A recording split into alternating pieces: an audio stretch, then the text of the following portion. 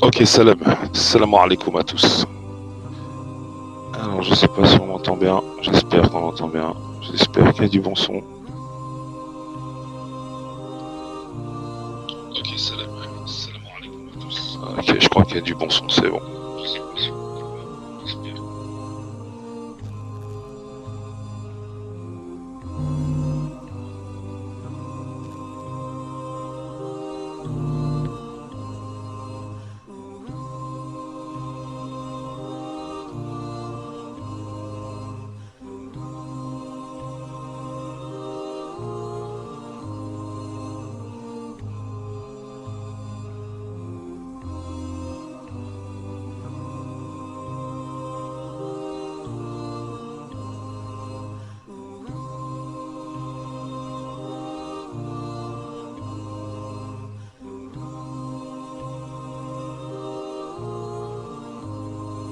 Salam Ultimate.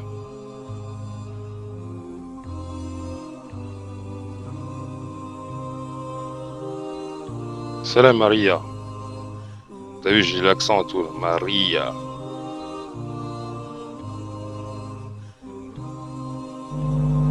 Ah, beaucoup d'attentes autour de certaines questions.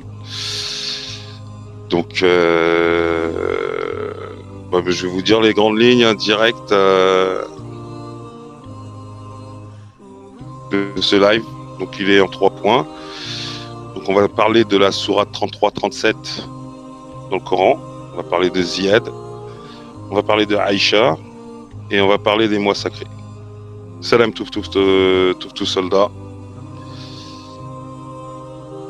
On attend que ça arrive tout doucement, tranquillement. Ultimate Truth, tu as le lien. Quand tu veux.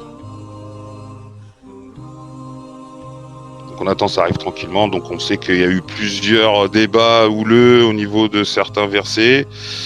Hein, les versets qui sont cités entre parenthèses pour faire un petit croche-patte. Hein, on va essayer d'en discuter. On va essayer de mettre un peu de clarté dans tout ça, dans les propos. Et on va essayer d'en tirer un maximum de bénéfices et d'avantages dans ce live pour comprendre certains points sombres. Donc Ultimate, je sais pas si tu as le lien. Eh oui, il faut monter en urgence Ultimate. Tu l'as le lien, c'est bon.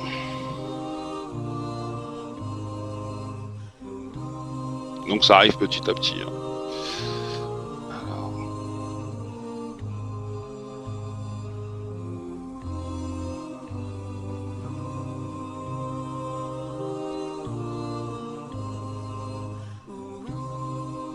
Alors, 2 secondes.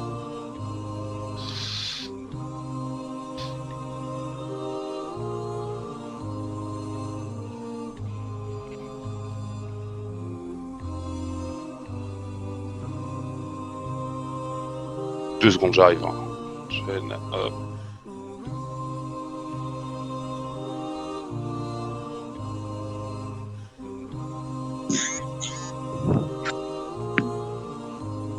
Salam.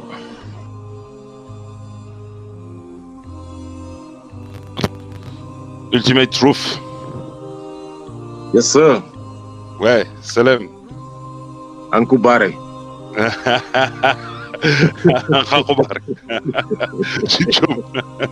Ultimate, comment ça se fait que tu comprends le soninké? C'est ça que je voulais savoir. Comment tu fais? Non, mais c'est pas que je comprends le soninké, c'est que bon, on vit avec eux, hein. Donc tu vois que attends, il y a une chanson là très célèbre là qui disait que il y a d'abord toutes les chansons de Salif Keita que tout le monde chante. Ouais, on connaît Salif Keita. Voilà, donc il y a aussi d'anciennes chansons comme on disait, c'était un truc de salutation, je sais plus quoi. C'était fréquent sur la radio, la RTM, la radio-télévision mauritanienne. Donc c'était des trucs, on a grandi avec, on chantait toutes les chansons, même sans savoir, mais au bout du compte, bien sûr. Après quelques années, on va savoir ce que ça signifie, mais bon. Et il y a des villages comme Medina Ndiadjbe, comme Waoundé, où il y a un mélange culturel entre les deux ethnies. Donc, à chaque fois que tu côtoies dans les écoles ou bien dans les universités, certains qui parlent beaucoup de Peul et beaucoup de Soninké parlent les deux à la fois. Donc, on apprend quelques mots. Ouais, je sais que moi, ma mère, elle parle un peu le Peul, pas beaucoup, tu vois, mais elle comprend. Ouais, parce qu'elle aussi, elle était de ce village. Donc, Ultimate, ce soir, c'est très important. Hein, on a des questions qui reviennent au sujet du Coran, notamment au sujet de certains versets qui prêtent à confusion, en fait. D'accord ? Ah oui. Salut Yoda, dans le chat. Salut. Et en fait, le projet de ce live, en fait, pour être clair avec tout le monde et pour ceux qui l'écouteront à l'avenir s'ils le peuvent, c'est que de démontrer en fait le sens de notre compréhension de certains versets, dont la 33-37, qu'on va en parler. On va parler aussi de la 9. De la 9.29, de la 9.5 et de la 290. Là, je vous dis les versets avec lesquels on va pouvoir parler. Salam Al-Kassam dans le chat. Ok, donc premièrement, si tu veux bien, Ultimate, si tu peux nous présenter Zied, qui est ce personnage en fait, vu que c'est lui qui est concerné dans la 33-37 avec Zineb. Et que les gens veulent nous faire comprendre et que nous, on va essayer de faire comprendre ce que nous, on a compris. D'accord ? Donc, Ultimate, présente-moi Zied, s'il te plaît, et si possible, de me parler aussi de la concordance avec son âge et avec celle du prophète. Je te laisse faire, Ultimate. Présente-moi Zied, s'il te plaît. Ok, donc là, tu veux parler du mariage. Ok. Là, tu veux parler de Zainab qui a divorcé Zayd, entre guillemets, fils, beau-fils du prophète, et que Zainab s'est remariée avec le prophète. C'est vrai que les gens en font. J'en ai vu tellement. J'ai vu une vidéo de quelqu'un, un chrétien, qui a dit que c'est le verset le plus. En anglais, il a dit the most damning verse in the Quran. Je ne sais pas comment le traduire en français. C'est-à-dire que le verset qui a blessé le plus les musulmans. C'est que voilà un homme qu'on appelait Mohammed, qui est la référence des musulmans, et qui n'a fait autre chose qu'en fait de soutirer sa femme à son fils. Voilà comment les gens le voient. Exactement. Voilà, les gens regardent ça comme quelqu'un, comme un homme. Tout un chacun peut se mettre à sa place et se dire, ok, est-ce que moi, si mon fils se marie avec quelqu'une, est-ce que ça me traverserait l'idée que de me marier avec sa femme, de regarder même sa femme de ses yeux-là. Bon, je pense que là, tout le monde se trompe. D'abord, Zayd, clairement, n'est pas le fils du prophète. Ce n'est pas son fils. Zayd, c'était un esclave qui a été volé de ses parents, qui a été vendu aux enchères, qui a été acheté par divers, qui a finalement atterri dans les mains de Khadija, la première femme du prophète. Donc Khadija, est-ce que tu peux me rappeler son âge à peu près à ce moment-là? Non, tu peux pas. Mais Khadija, quand elle s'est mariée avec le prophète, elle avait 40 ans. Et le prophète, Khadija, elle avait 40 ans quand elle s'est mariée avec le prophète. Ouais. Et le prophète, lui, il en avait 25.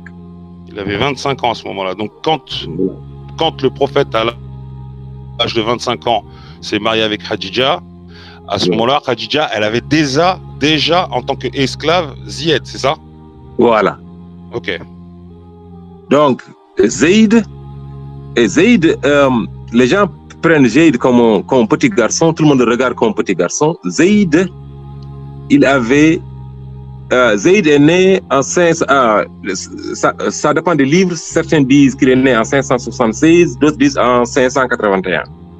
Et le prophète est né en 570. Donc le prophète ne serait que de 6 ans ou 11 ans maximum plus âgé que Zayd. Ok, donc il y a plusieurs versions qui disent que soit Zayd et avait 6 ans de moins que le prophète, ou 11 ans maximum. Voilà. Il y a une version qui calcule l'âge de Zayd en année lunaire, qui dit qu'il est mort à 55 ans. Et là,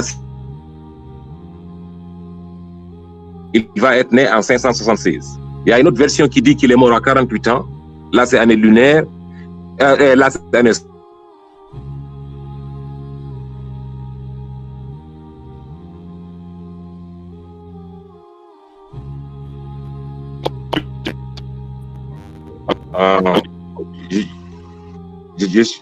Oui, voilà, un peu coupé là. Là, on t'entend mieux. C'est bon, là? Voilà. Ouais. Donc, je dis qu'il y a deux versions. Une qui dit que Zayd est né en 576 et l'autre qui dit que c'est tous des hadiths. Et l'autre qui dit que Zayd est né en 581. Donc, entre 6 ans et 11 ans, moins âgé que le prophète.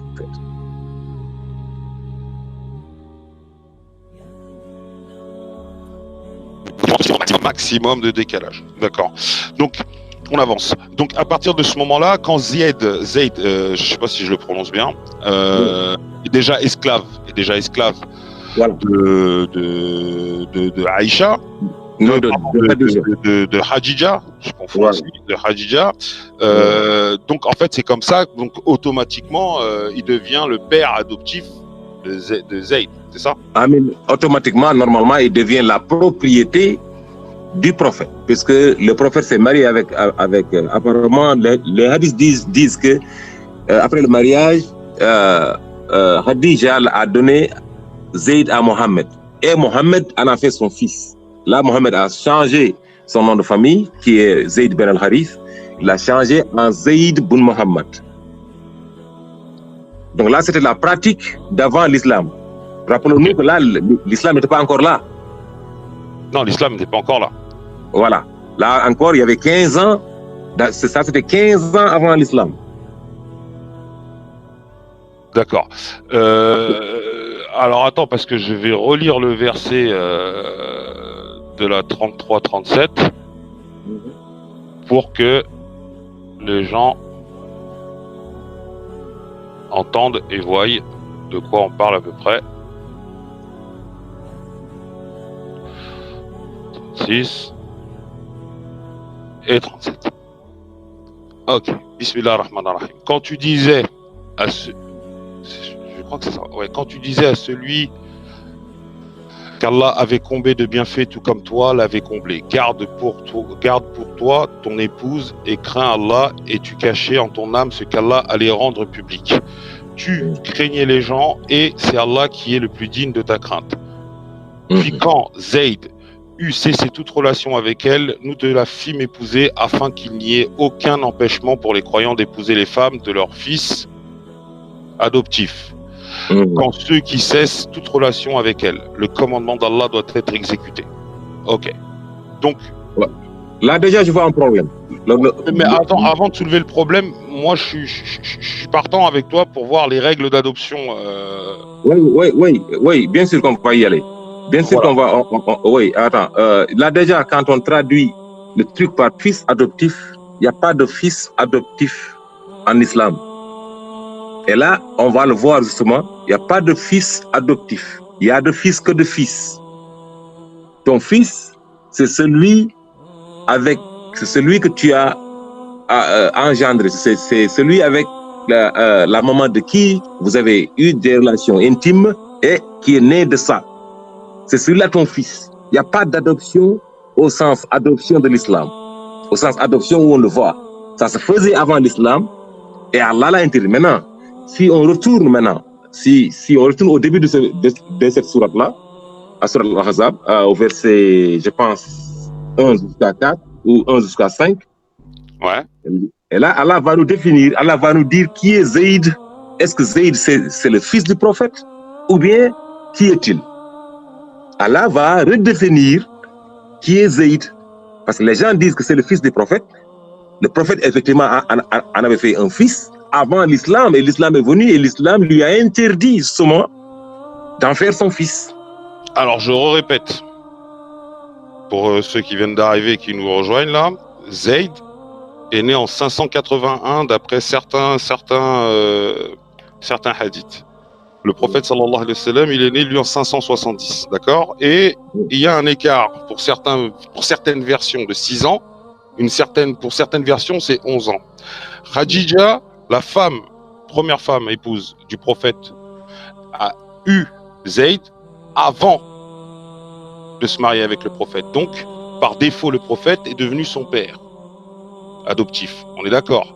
Et là, on est en train de regarder les règles d'adoption après avoir lu la 33-37.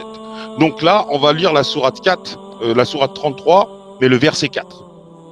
D'accord, Ultimate? Oui, d'abord, en résumant, en écoutant le résumé que tu as fait, on se rend compte que le prophète, soit quand il s'est marié avec Khadija, il avait 25 ans, Zayd avait soit 14 ans, soit 19 ans. Soit combien, tu m'as dit, j'ai pas écouté. 14 ans, c'est au cas où le prophète serait de 11 ans plus âgé que lui, ou bien 19 ans, au cas où le prophète serait de 6 ans plus âgé que lui. Voilà. S'il est né en 576, alors le prophète, alors il serait 19 ans, il aurait eu 19 ans, et le prophète 25 ans. Maintenant, je me regarde comment, c'est vrai que ça se dit ici, que quand tu te maries avec une femme, même si son enfant est plus âgé que toi, tu es son père, comment on appelle ça, par filiation, je ne sais plus comment. Donc, ici on dit tu es son père entre guillemets. Mais, je veux dire, comment un gars de 25 ans va regarder un gars de 19 ans comme son fils? Là, il y a un problème, n'est-ce pas? Bah là, ça va être dur. Voilà. Ça va être très dur. Voilà. Donc là, on va retourner, effectivement, on va aller au verset 4 et 5 de la sourate, de la même sourate. Et voyons ce que Allah, qui est Zayd pour Allah. Quelle relation y a-t-il entre Zayd et Mohammed? Est-ce que c'est des relations de père et de fils, ou bien c'est autre chose? Allons voir comment Allah a défini la relation entre Zayd et le prophète. Ok, allons-y. Bismillah ar-Rahman ar-Rahim. Donc, sourate 33, verset 4. Allah n'a pas placé à l'homme 2 cœurs dans sa poitrine. Il n'a point assimilé à vos mères et vos épouses, à vos mères vos épouses. Alors, entre parenthèses, à qui vous dites en les répudiant, tu es aussi licite pour moi que le dos de ma mère. Il n'a point fait de vos enfants adoptifs vos propres enfants. Ce sont des propos qui sortent de votre bouche, mais Allah dit la vérité et c'est lui qui met l'homme dans sa bonne direction. Alors moi, je vais te poser 2-3 questions rapides dans ce verset ultimate, si tu veux bien. Regarde. Ici, là, dans la sourate 33, verset 4, quand Allah dit n'a pas placé à l'homme 2 cœurs dans sa poitrine. Ici, il y a eu il y a eu beaucoup d'interprétations. D'abord, il parle des hommes au sens masculin du terme. Par opposition aux femmes. Parce qu'une femme, effectivement, si elle est enceinte, elle peut avoir 2 cœurs dans son ventre. N'est-ce pas? Elle peut avoir son cœur à elle propre et le cœur du bébé. Donc, j'ai vu un gars qui l'a interprété ici. Mais généralement... Ça aurait été une contradiction, ça c'est vrai. Voilà. Mais comme l'homme ne peut jamais être enceint, donc l'homme ne peut jamais porter de bébé, donc l'homme va toujours avoir un seul cœur. Donc, ils disent que... Mais ce qui est important dans ce verset-là ici, c'est par rapport à l'assimilation des mères comme des épouses. Parce qu'avant, quand les gens... Et jusqu'à présent, ça se fait, hein, quand quelqu'un voulait divorcer sa femme, il disait que tu es devenu ma mère. Et comme tu ne couches pas avec ta mère, donc ça veut dire que tu ne vas plus jamais coucher avec ta femme, ça veut dire que au lieu de dire j'ai divorcé, ils disent, et ça c'était la résultante de notre verset, c'est quand Allah a dit que les femmes du prophète sont comme vos mères. Tu as vu? Et les gens ont fait un parallélisme, que donc, à chaque fois qu'on veut divorcer, comme ça veut dire que nous ne pouvons pas nous marier avec les femmes du prophète, même s'il mourait ou bien même s'il est divorcé. Donc, les gens en ont conclu que pour aussi divorcer leur femme, ils peuvent directement dire que tu es devenu ma mère. Et Allah a fait une interdiction là. Allah a dit non, il ne faut pas le dire. Faut même pas imaginer, parce que là, c'est imaginer même coucher avec sa propre mère. Parce que quand tu dis à ta femme que tu es devenue ma mère, c'est que tu as imaginé déjà dans ton esprit que tu aurais eu sexe avec ta maman. Et si par hasard maintenant, malgré tout, si c'est considéré comme un divorce, et que tu ramènes ta femme, rappelle-toi qu'auparavant, tu avais dit que c'est vrai que là, on est en train d'aborder du sujet, mais c'est juste une parenthèse. Mais rappelle-toi que tu avais dit à cette femme-là qu'elle était ta mère. Et maintenant, si un mois plus tard, elle est revenue et que vous vous êtes réconciliés et que si tu couches avec elle, est-ce que ça ne semblerait pas, est-ce que si tu te rappelles maintenant de cette phrase-là, qu'elle était devenue ta mère, maintenant, est-ce que là, dans ta tête, tu es en train de coucher avec ta mère ou quoi? Donc, Allah interdit des choses qui ne sont pas bonnes à dire. Il faut toujours, si tu veux divorcer ta femme, divorce là, dis que oui, voilà, je te divorce, mais il ne faut pas utiliser des termes comme tu es devenue ma mère ou quoi. Mais ce qui est important dans ce verset pour notre débat, c'est là où elle a dit il n'a point fait de vos enfants adoptifs vos propres enfants. Voilà, ça c'est le point le plus important auquel je voulais arriver. Ouais. Bon, voilà, tu as développé juste avant le fait qu'ils disent le dos des mères. Bon, de toute manière, je leur ai posé la question quand même. Tu as bien fait de l'avoir développé aussi.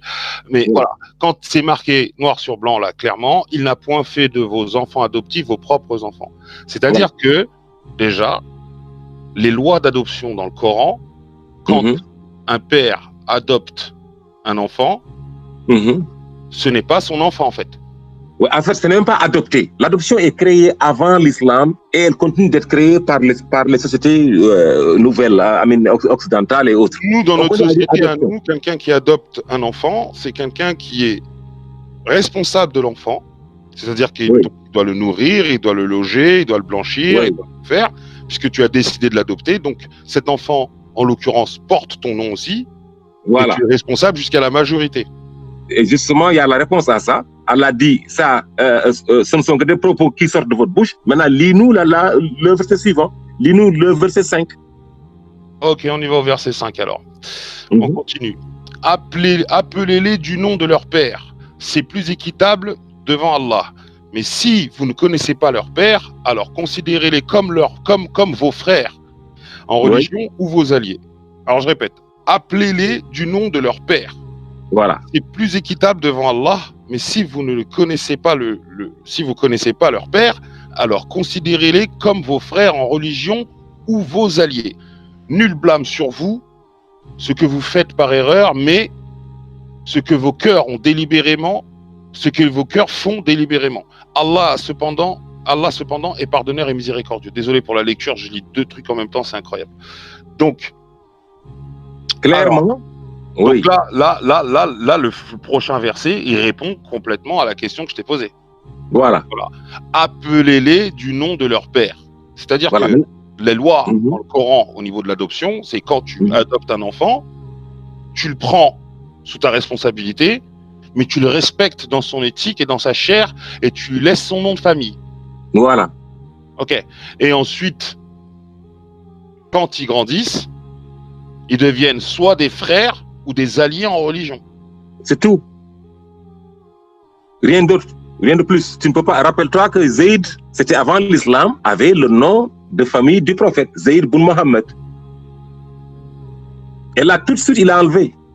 Alors, dès que le verset est tombé, le prophète a changé, quoi. Il a changé son nom et oui, c'est normal, le prophète est croyant. Donc, Voilà.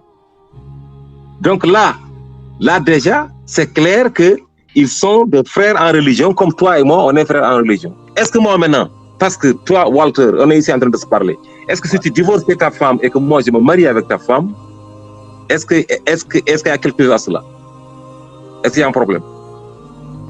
Une femme musulmane qui divorce d'un autre homme musulman, que notre musulman se marie avec elle, est-ce qu'il y a un problème? Juste pourquoi? Parce que là, il voit qu'ils vivent dans la même maison. Mais il y a un autre problème qui est en train d'être réglé ici que les gens ne voient pas du tout.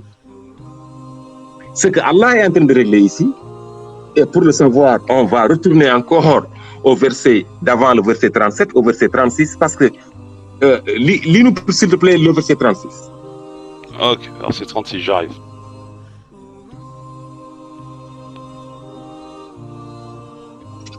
Ok, 36, j'y suis.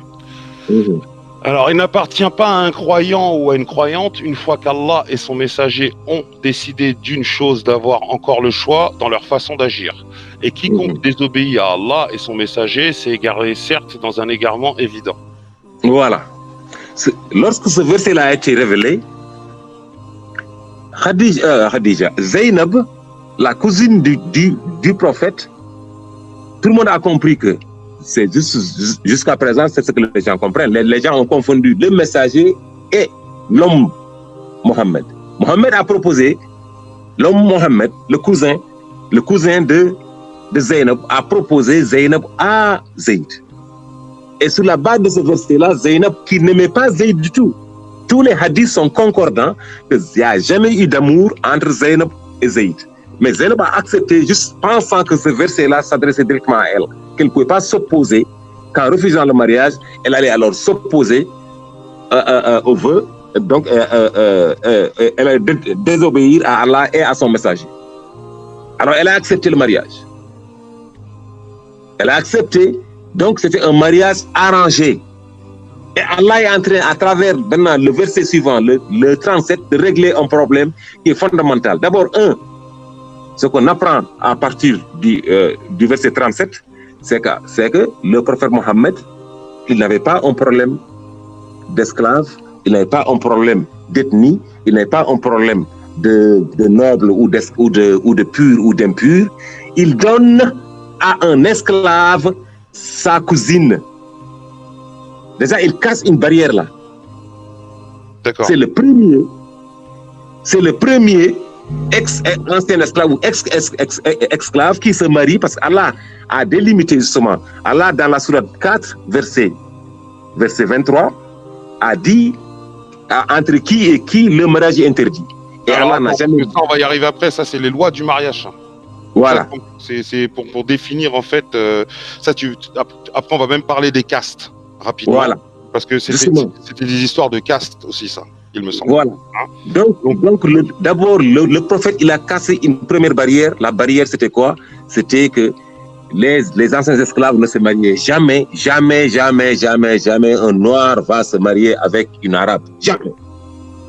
Voilà le premier. Sa propre cousine. La deuxième barrière, c'est Allah maintenant qui met cette barrière-là. Il ne faut jamais faire de mariage arrangé. Même le prophète Mohammed n'était pas autorisé à faire un mariage arrangé. Le prophète avait arrangé un mariage. Si le prophète il décidait de marier une femme, eh ben même ça, il ne pouvait pas le faire vu qu'il y a le verset 33-37 qui l'en interdisait, c'est ça? Voilà. Relis-nous encore la 33-37. Parce qu'il y avait effectivement, Zainab aimait le prophète et le prophète aimait Zainab, mais malgré tout, ça arrive ça. L'amour, il est aveugle, non? Bien sûr. Il peut tomber n'importe. Voilà. Donc, le mariage n'était pas interdit entre le prophète et Zainab, mais le prophète, pour justement valoriser Zayd, pour montrer que nous sommes tous égaux, a arrangé le mariage de Zayd et Zainab qui ne s'aimaient pas, malheureusement. S'ils s'aimaient, il n'y a pas de problème. Maintenant, quelqu'un va me dire, écoute, Ultimate, pourquoi il n'a pas donné à quelqu'un d'autre? Pourquoi alors on note? Pourquoi forcer encore se faire la même chose? Zainab, elle aime le prophète.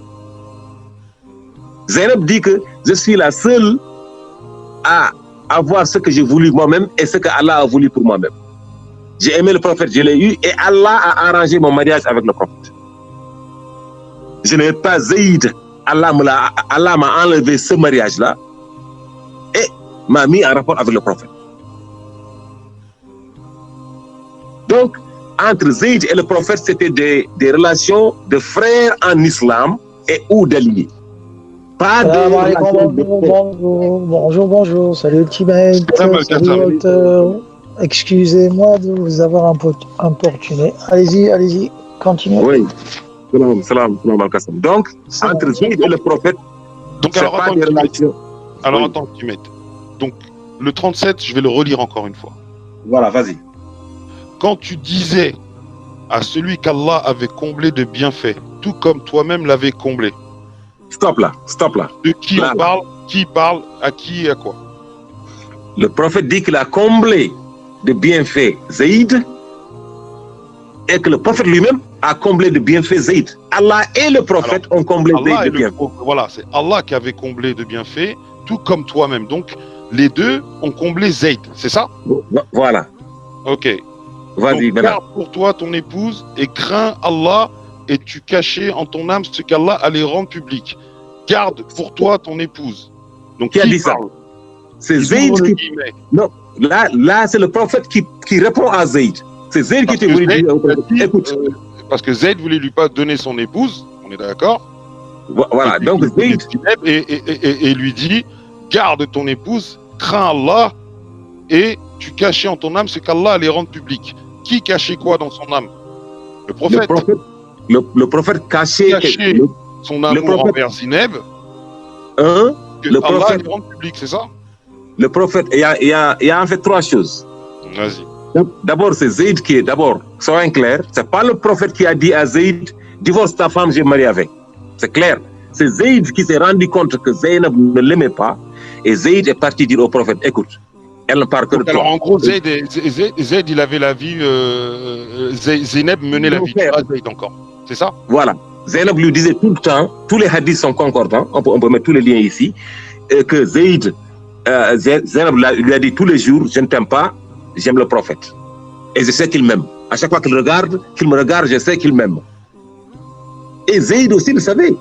Quand tu vois un homme et une femme qui s'aiment, même s'il y a un problème, effectivement, parce que Zaynab était mariée à Zayd, mais il va savoir qu'effectivement, il y a des rencontres, il y a tous les jours, ils se voient, n'est-ce pas? Zayd savait que quelque part, il y avait de l'amour entre les deux. Mais le prophète lui a dit, quoi? Non, garde ta femme et crains Allah. Regarde la réponse du prophète. Zayd lui dit, prends-la. Il dit, non, n'y pense même pas. Maintenant, le prophète ne voulait pas faire sortir ça. Le prophète était gêné. Mais là, c'est Allah qui lui dit, tu cachais en ton âme ce que... Non, Moi, ce que lui, Allah allait rendre public, en fait. Oui, il allait rendre public qu'il y avait de l'amour entre Zaynab et le prophète. Il allait rendre public que Zaynab, en fait, n'aimait pas Zayd. Il allait rendre public, en fait, que le mariage entre Zayd et Zaynab, c'était juste un arrangement. C'était pas un mariage normal. Dès que tu arranges un mariage de deux personnes qui ne s'aiment pas, dès que deux personnes qui ne s'aiment pas se marient, c'est un arrangement, c'est pas bon. L'islam est contre ça. Bah, toute l'Afrique noire est en plein dedans, hein, je te le dis. Mais tout le monde entier est en plein dedans. On a les deux pieds dedans. Moi, je te le dis. Hein, les mariages, ils sont arrangés. Quelle histoire, quelle histoire. Je vous pose une question. Le prophète, il en avait combien d'épouses avant de déposer Zaynab bint Jahsh? Juste un peu pour savoir, est-ce que le prophète, s'il en avait une, deux, bon, on allait dire, bon, je vais vous planter le décor. Vous tombez, sans le vouloir, dans les polémiques qui sont orientées par les orientalistes et ceux qui les imitent, en fait. Sans le vouloir, vous essayez de nous dire, nous avons affaire à un prophète, malgré qu'il en avait 5, 6 ou 4, il avait un penchement pour une femme qu'il aimait et que lui l'aimait. Donc, cette histoire d'amour ne se fait pas entre un divorce et 2 semaines, 3 mois. Faites attention. Il faut d'abord demander au prophète et demander à ceux qui ont ramené cette histoire, c'est quoi d'abord le problème du fléau qui va mener à un divorce entre Zaynab bint Jahsh, qui appartenait à une classe sociale, et Zayd ibn Thabit, qui appartenait à une classe sociale. Ça veut dire le clash des sociétés et des tribus, il était présent. Et combien de fois ça ne marchait pas, et le prophète, il recommandait d'ailleurs les versets 36, 37, 38 racontent parfaitement bien la situation. Le prophète, il rappelle Zayd à garder sa femme. Et Allah, d'abord, il a désigné le prophète comme, il est prophète, c'est lui qui solutionne le problème. Le prophète, combien de fois il a répété à Zayd et à son épouse d'essayer de partir sur de bonnes bases, etc., et de laisser, si vous voulez, les cicatrices des traditions tribalistes, etc., Et une fois qu'ils sont musulmans, donc il faut pas faire attention à ces différences. Et ça ne marchait pas, ça ne marchait pas. Donc Zayd, il a décidé de divorcer parce qu'il n'en pouvait plus. Et le prophète, il lui demandait de se montrer endurant, patient, etc., etc. Donc c'était pas une histoire de après le prophète va l'aimer ou bien il l'a aimé ou bien il cachait soi-disant, parce que quand Allah il parle que le prophète il avait un souci dans son cœur, c'est pas parce qu'il avait un amour vers Zaynab. Ça serait, je veux dire, caricatural de nous expliquer, de nous faire accepter cette version que le prophète cachait quelque chose. Ça veut dire que lui il avait un penchement vers la femme de son fils adoptif et qu'il cachait. Non, le prophète il avait un souci de parrain, de père, d'un éducateur. Il voyait que malgré ses tentatives de solutionner le problème, allô, vous m'écoutez? Oui, bien sûr. Allô? Alors à chaque fois, voilà, je t'écoute.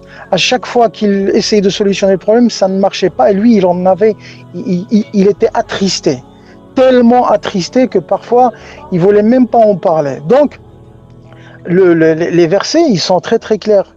Les versets, ils sont très très clairs. Et d'ailleurs, il y a deux raisons, mais il y a une raison qui n'est pas aussi expliquée. J'avais essayé de demander à Ultimate de le faire. Je ne sais pas s'il est au courant de ça. Je pose une question. La raison principale de l'adoption à la occidentale, si je peux me permettre ainsi, elle n'est pas acceptée dans l'islam. Pour quelle raison? Pour quelle raison? C'est quoi la raison principale? Si vous cherchez bien, premièrement, le prophète, il voulait briser ces tabous qui sont, une fois que la femme, elle est divorcée, elle est marginalisée, elle est dans les oubliettes. Personne ne peut la prendre, la protéger, la prendre comme épouse, etc., etc. On est d'accord, ça c'est un point. Un deuxième point, c'est que quand vous adoptez un enfant, il est considéré comme votre enfant biologique. Ça, c'est dans les mœurs de la culture du tribalisme. Mais la raison la plus importante, c'est que quand Allah demande à ce que vous les appelez à leur père et que vous n'oubliez pas ça, c'est pour une simple raison. Imaginons que votre fils adoptif, il a des enfants. Et ça s'était avéré, il y en a plein d'histoires comme ça. Il y a cette histoire pour éviter l'histoire de l'inceste. Ça veut dire, sans le vouloir, tu as par exemple l'enfant de Zayd, il y a des enfants qui naissent après une relation et qui vont tomber, un homme ou une femme, l'homme ou la femme va tomber amoureux d'une autre femme ou d'un autre homme. Et il y a des relations, il y a des mariages, il y a des enfants. Donc pour éviter à ce qu'il y ait un mélange de sang, donc le prophète, il veut bien désigner, ça veut dire la législation musulmane, elle veut bien désigner le père biologique, je dis bien le père biologique et la mère biologique. C'est justement pour éviter, dans la nature, qu'on le veuille ou pas, mais surtout quand on ne le veut pas, quand on ne le sait pas d'abord, quand on ne le sait pas, pour éviter de tomber dans l'inceste. Mais cette raison, il ne faut pas l'oublier, quoique beaucoup d'exégètes ne l'ont pas prise ils ne l'ont pas détaillée. Alors revenons à ma question première. Est-ce que vous êtes sûr et certain, ou bien est-ce que vous savez combien d'épouses le prophète avait avant Zaynab? Parce que Zaynab, c'est qui, si vous lisez l'histoire? C'est la fille de la tante du prophète, ça veut dire du côté, c'est la sœur de son oncle. Ça veut dire, c'est son père de côté. Et que Zayd ibn Haritha, lui, il a été offert comme serviteur à Khadija. Une fois que Khadija est morte, le prophète, moi je ne partage pas l'idée du frère Jimet, avec tout le respect. C'est pas que ce qui était en possession de Khadija, il devient automatiquement en possession dans la main des prophètes. Non. Si vous lisez l'histoire, le prophète, quand Khadija elle est morte, il a appelé les parents biologiques de Zayd ibn Haritha. Et parce que le verset lui demande de faire ceci. Il a demandé à Zayd, si tu veux retourner avec tes parents, qui sont restés mécréants. Donc ça, il faut le savoir.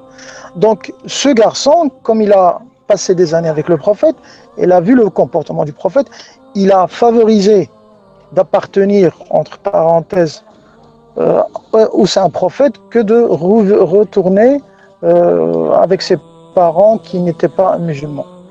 Voilà, j'aurais aimé que vous m'écoutiez et je vous salue pour ne pas avoir interrompu. Merci beaucoup. C'est Voilà. normal avec la somme.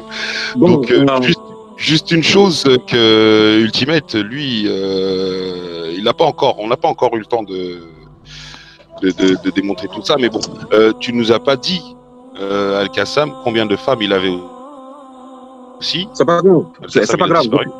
Je peux répondre à ça. Non, il est là. Non, il n'y a pas de problème. Il y a aucune influence sur le débat que nous faisons. Le fait de savoir, je connais toutes les femmes du prophète, par nom et quelle date ils sont mariés. Moi, j'ai fait des recherches approfondies sur ça, spécialement sur la polygamie. Donc, je connais toutes les femmes du prophète, qui est mariée après qui était première, qui était deuxième, qui était troisième, qui était cinquième, qui était dixième. Donc, je connais toutes les femmes du prophète, ça n'a pas de problème. Je l'ai dans ma tête comme ça. Je ne vois pas l'influence que ça a sur ce problème-là. Mais ce garçon-là, qui parle comme s'il avait 12 ans ou 14 ou bien 13 ans, c'est un garçon qui avait 40 ans ou plus lorsqu'il se mariait avec Zainab. On le voit comme un petit garçon, c'est pas un petit garçon, c'est un grand homme, c'est un grand monsieur. Et lorsque Khadija mourait, il avait dans les 39 ans, donc c'est pas que...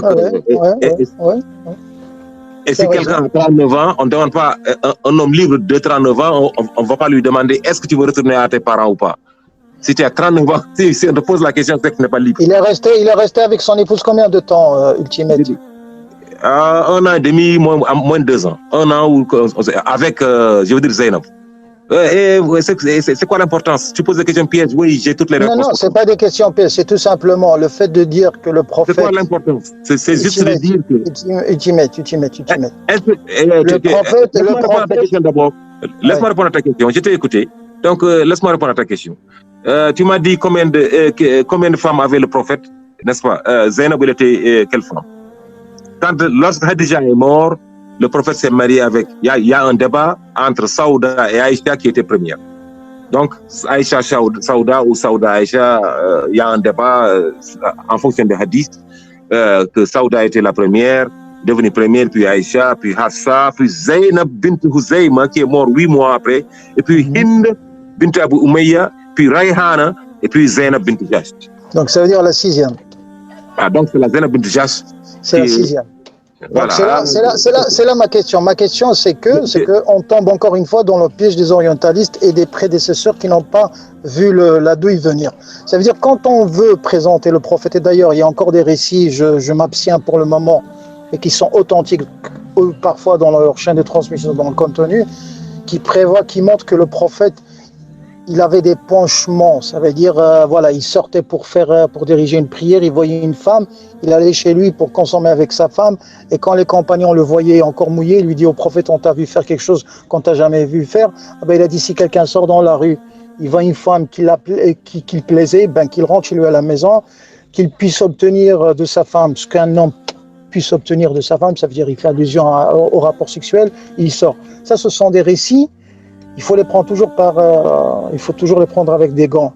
Quand on essaie, je comprends votre démarche quand vous essayez de dire que le prophète, parce que vous n'avez pas d'autre explication que de dire que le prophète, il avait un penchement vers le prophète. Et là, les polémiqueurs qui viennent, qui vous disent, on vous dit que le prophète, il a vu sa femme. Juste, il y a marqué dans le verset, il y a marqué tu craignais les gens et ce que Allah qui est le plus digne de ta crainte. Voilà, la crainte du prophète. Voilà, la crainte du prophète, c'est que le prophète, il est venu avec une croyance de casser les traditions. Ça veut dire une femme divorcée.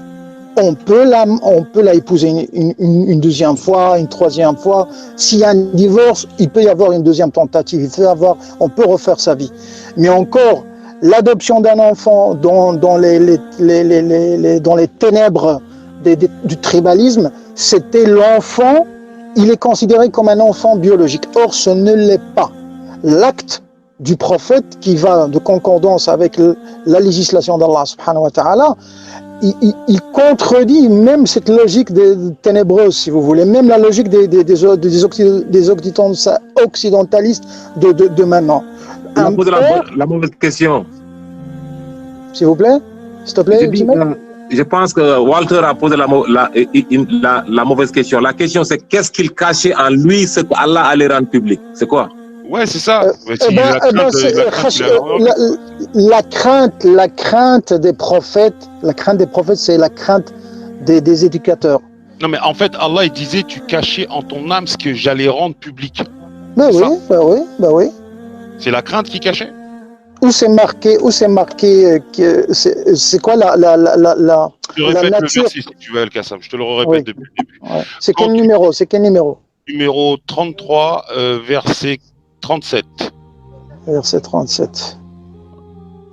Quand tu disais à celui qu'Allah avait comblé de bienfaits, tout comme moi-même l'avais comblé, garde pour ton épouse. Donc le prophète recommandait à Zayd de garder sa femme. Garde pour toi ton épouse et crains Allah, et tu cachais en ton âme ce qu'Allah allait rendre public. Ce verset, est-ce que c'est la continuité de garde pour toi? Ça veut dire à Zayd ou bien au prophète Mohammed? C'est le prophète qui dit ça à Zayd. Oui, mais ok. On est d'accord. Parce que toi, tu le lis avec la ponctualité des traducteurs. Moi, je te dis donc Coran. Alors, relis-le en arabe, s'il te plaît, alors, si tu peux, si ça te dérange pas, Al-Qassam. Ok. وإن تقول للذي أنعم الله عليك وأنعمت عليه أمسك عليك زوجك, garde ta femme, واتق الله, crains Allah. Et la phrase est continue. Il n'y a pas de virgule, il n'y a pas de point, il n'y a pas de numéro. وتخفي في نفسك ما الله مبديه. Ça veut dire ça, c'est un verset qui est destiné à Zayd, pas au saint prophète sallallahu alayhi wa sallam. Donc quand il dit garde pour toi, ça il parle à Zayd, parce que Zayd, il avait cette crainte, il se sentait toujours rabaissé par rapport à cette classe à laquelle socialement appartenait cette dame. Vous comprenez ou pas? Parce que le verset... Non. Ce verset n'a nullement parlé à Zayd. Ce verset s'adresse directement au prophète. Il cite Zayd. Allah cite Zayd. Mais quand il t'a dit, quand tu disais à Zayd, c'est le prophète qui disait à Zayd. Tout le verset s'adresse au prophète. Tout le verset, il s'adresse au prophète. Parce qu'il y a qui dit, puis quand Zayd eut cessé toute relation avec elle, nous te fîmes épouser. Voilà. Tu as vu que là, il parle de Zayd à la troisième personne. Tu as vu? Pas à la deuxième personne. Mais alors, Ultimate, ça, c'est dans la traduction. Là, Al-Qassam, il vient de là, le Coran, si vous revenez vers la page tout entière, dans les 3 lignes de ce verset, le verset, dès le départ jusqu'à la fin, il est adressé, je dis bien, haut et fort jusqu'à la fin de ma vie. Et vous pouvez faire la recherche. Vous avez le livre devant vos yeux. Il n'y a aucune ponctualité. J'ai une question pour toi. Qu'est-ce que Zayd gardait dans son âme qu'Allah allait rendre public? Quoi? Zayd est parti dire au prophète, voilà, prends-la. Elle ne m'aime pas. Zayd alors je t'explique le frère Ultimate. On dit en arabe, al-buyuti asrar. Ça veut dire chaque foyer, il y a des secrets. Et le secret, c'est entre le couple, entre la femme et l'homme. Et dans la tradition coranique et très prophétique, divulguer les secrets de cette pièce dans laquelle tout se passe, je parle bien du lit, tout ce qui va avec, ce sont des choses qui ne s'expliquent pas publiquement. Et quand Allah, et ça fait partie des styles de discours qu'Allah envoie vers les croyants. Ça veut dire il y a des flashs, ça veut dire il y a des signaux, il y a des attributions, il y a des caractéristiques. Quand Allah il dit à Zayd, Wallahu ahaqqu an takhsha, il parle à qui? Il parle bien à Zayd, parce que tout le verset il commence à Zayd. C'est un verset qui est destiné à Zayd. Même si le prophète c'est le juge dès le départ du verset, mais ce verset, le verset 36, il est destiné à, qu'est-ce qu'il dit Allah subhanahu wa ta'ala? وَإِذْ تَقُولُ لِلَّذِي أَنْعَمَ اللَّهُ عَلَيْهِ وَأَنْعَمْتَ عَلَيْهِ أَمْسِكْ عَلَيْكَ زَوْجَكَ. Il commence. On dit si en se dirigeant vers le prophète, quand Allah lui dit garde ta femme et remercie Allah, loue Allah du bienfait qu'il t'a accordé. Alors, wattaqillaha, c'est toujours envers Yazid. Quand il lui dit garde ta femme et crains Allah. Qu'est-ce qu'il dit ça? C'est le prophète qui dit ça, non? C'est Allah qui le dit sur le frère Zayd. Demande à n'importe quel arabophone, il t'explique. C'est Allah qui rappelle au prophète ce qu'il avait répondu à Zayd. Et toi-même, tu l'as dit, tu as insisté 5 fois sur ça. Et maintenant, tu veux fuir. Non, ultimate. Attends, laisse-moi juste faire un point. Quand tu es monté, tu as rappelé à tout le monde, au moins 4 ou 5 fois, que Zayd, que le prophète a réfuté, ne voulait pas du tout. Il a dit garde pour toi, garde ta femme Zayd, garde ta femme Zayd, garde ta... Donc c'est... Oui. Donc, voilà, donc c'est le prophète qui le dit. Donc Allah est en train de dire au prophète, écoute, tu avais dit à Zayd, Allah cite ici le prophète. Rappelle-toi quand tu as dit à Zayd, garde pour toi, garde Zayd, hey Zayd. Le frère Ultimate, je vais te poser une question très technique dans le verset. Allah il dit, écoute bien en arabe, وَإِذْ تَقُولُ لِلَّذِي أَنْعَمَ اللَّهُ عَلَيْهِ. Et quand tu dis, ça veut dire le verset commence pointé vers le prophète Mohammed. وَإِذْ تَقُولُ, quand tu dis, et lorsque tu dis, certes lorsque tu dis, لِلَّذِي أَنْعَمَ اللَّهُ عَلَيْهِ, celui qui a été comblé par un bienfait d'Allah. Ok. وَأَنْعَمْتَ عَلَيْهِ, et que toi tu as comblé. Ça veut dire par l'adoption, par ton adoption. Le verset il est clair, Ultimate. وَأَنْعَمْتَ عَلَيْهِ, qui أَنْعَمْتَ عَلَيْهِ? Il y a marqué Allah an'ama, il a accordé un bienfait, et وَأَنْعَمْتَ عَلَيْهِ, toi le prophète. Ça veut dire que tu l'as pris sous ton aile. Ça veut dire que tu l'as adopté, c'est un bienfait.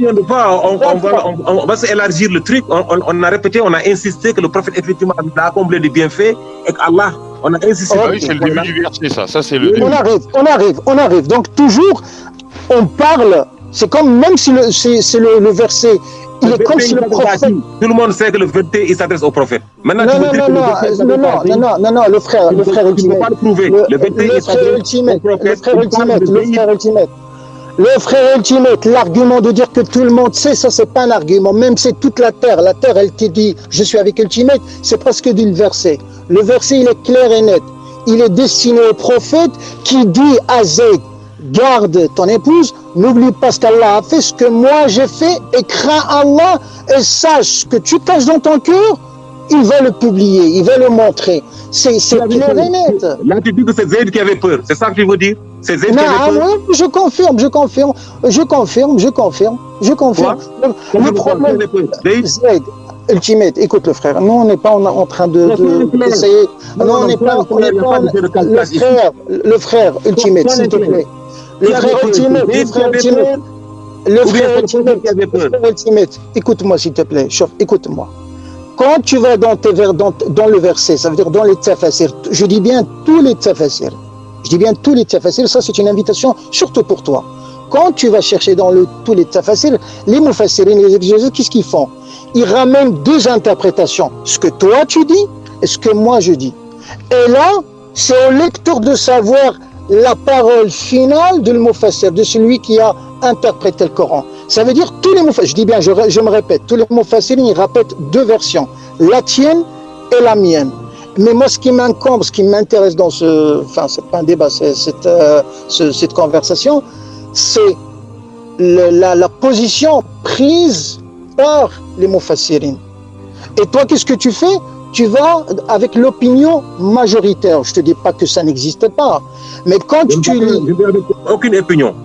Mais la preuve, quand le verset dit wa an'amta alayhi, ô toi le prophète, tu as comblé ce Zayd de tes bienfaits, ça veut dire tu l'as adopté, etc., tu l'as protégé, etc. On sait c'est quoi. Alors qu'Allah, qu'est-ce qu'il dit? Amsik alayka zawjak, ce amsik alayka, garde ta femme.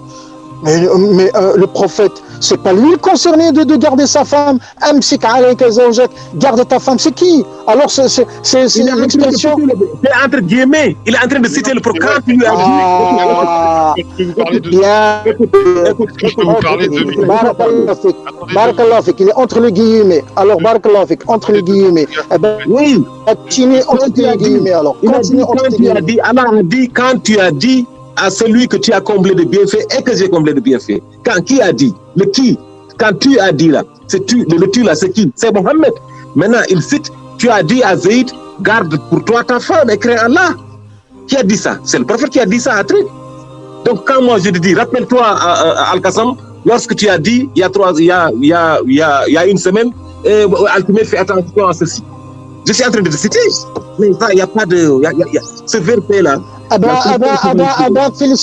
Félicitations. Vous avez un prophète qui est marié avec 5 femmes et qui a l'œil sur la femme de son fils adoptif et qui le cachait, il ne le disait pas. Mais qu'est-ce que c'est que ça comme prophète?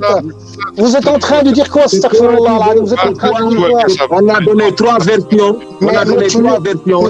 Écoute-moi maintenant. Écoute, tu m'as posé une question. Attends, il m'a posé 3 ou 4 questions. J'ai répondu à toutes ces questions. Non, je lui pose une seule question et il est en train de je t'ai posé une seule question. Je t'ai posé une seule question. Ultimate. Je t'ai posé une seule question. J'en ai trop répondu. Réponds d'abord à ma question, s'il te plaît. Je t'ai posé une seule question. Le frère, n'écris pas. Je t'ai posé une seule question. Tu m'as dit non. Tu m'as dit qu'il est marié, qu'il était marié avec 5. Tant mieux. T'es un coureur de voile. Laisse-moi te rappeler combien de questions tu m'as posées. Tu m'as dit quel rang occupait Zainab dans le truc du prophète. Tu m'as dit pendant combien de temps Zayd était marié à Zainab, n'est-ce pas? Tu m'as posé la question à savoir, juste là maintenant, tu me dis à qui parlait Allah. Je te dis qu'Allah parlait au prophète, ça, il n'y a pas de doute dessus. Rappelle-toi de celui que tu as comblé. Toi, Mohammed, tu as comblé Zayd de bienfaits, comme moi je l'ai comblé de bienfaits. Rappelle-toi, lorsque toi, Mohammed, tu lui as dit, toi, Zayd, garde ta femme pour toi. Rappelle-toi, Mohammed, lorsque tu as caché dans ton cœur que moi j'allais les révéler au monde. Rappelle-toi, Mohammed, ça, il parle à Mohammed. Là, on va mettre un débat pour ralentir le débat, pour passer du temps. C'est pas important, n'est-ce pas? Le prophète, effectivement, s'était gêné, il ne voulait pas du tout se marier, c'était pas la coutume, il ne voulait pas se marier avec la femme de quelqu'un qu'on appelle son fils. On comprend le prophète. On le comprend. Qu'Allah nous pardonne. Il ne voulait pas.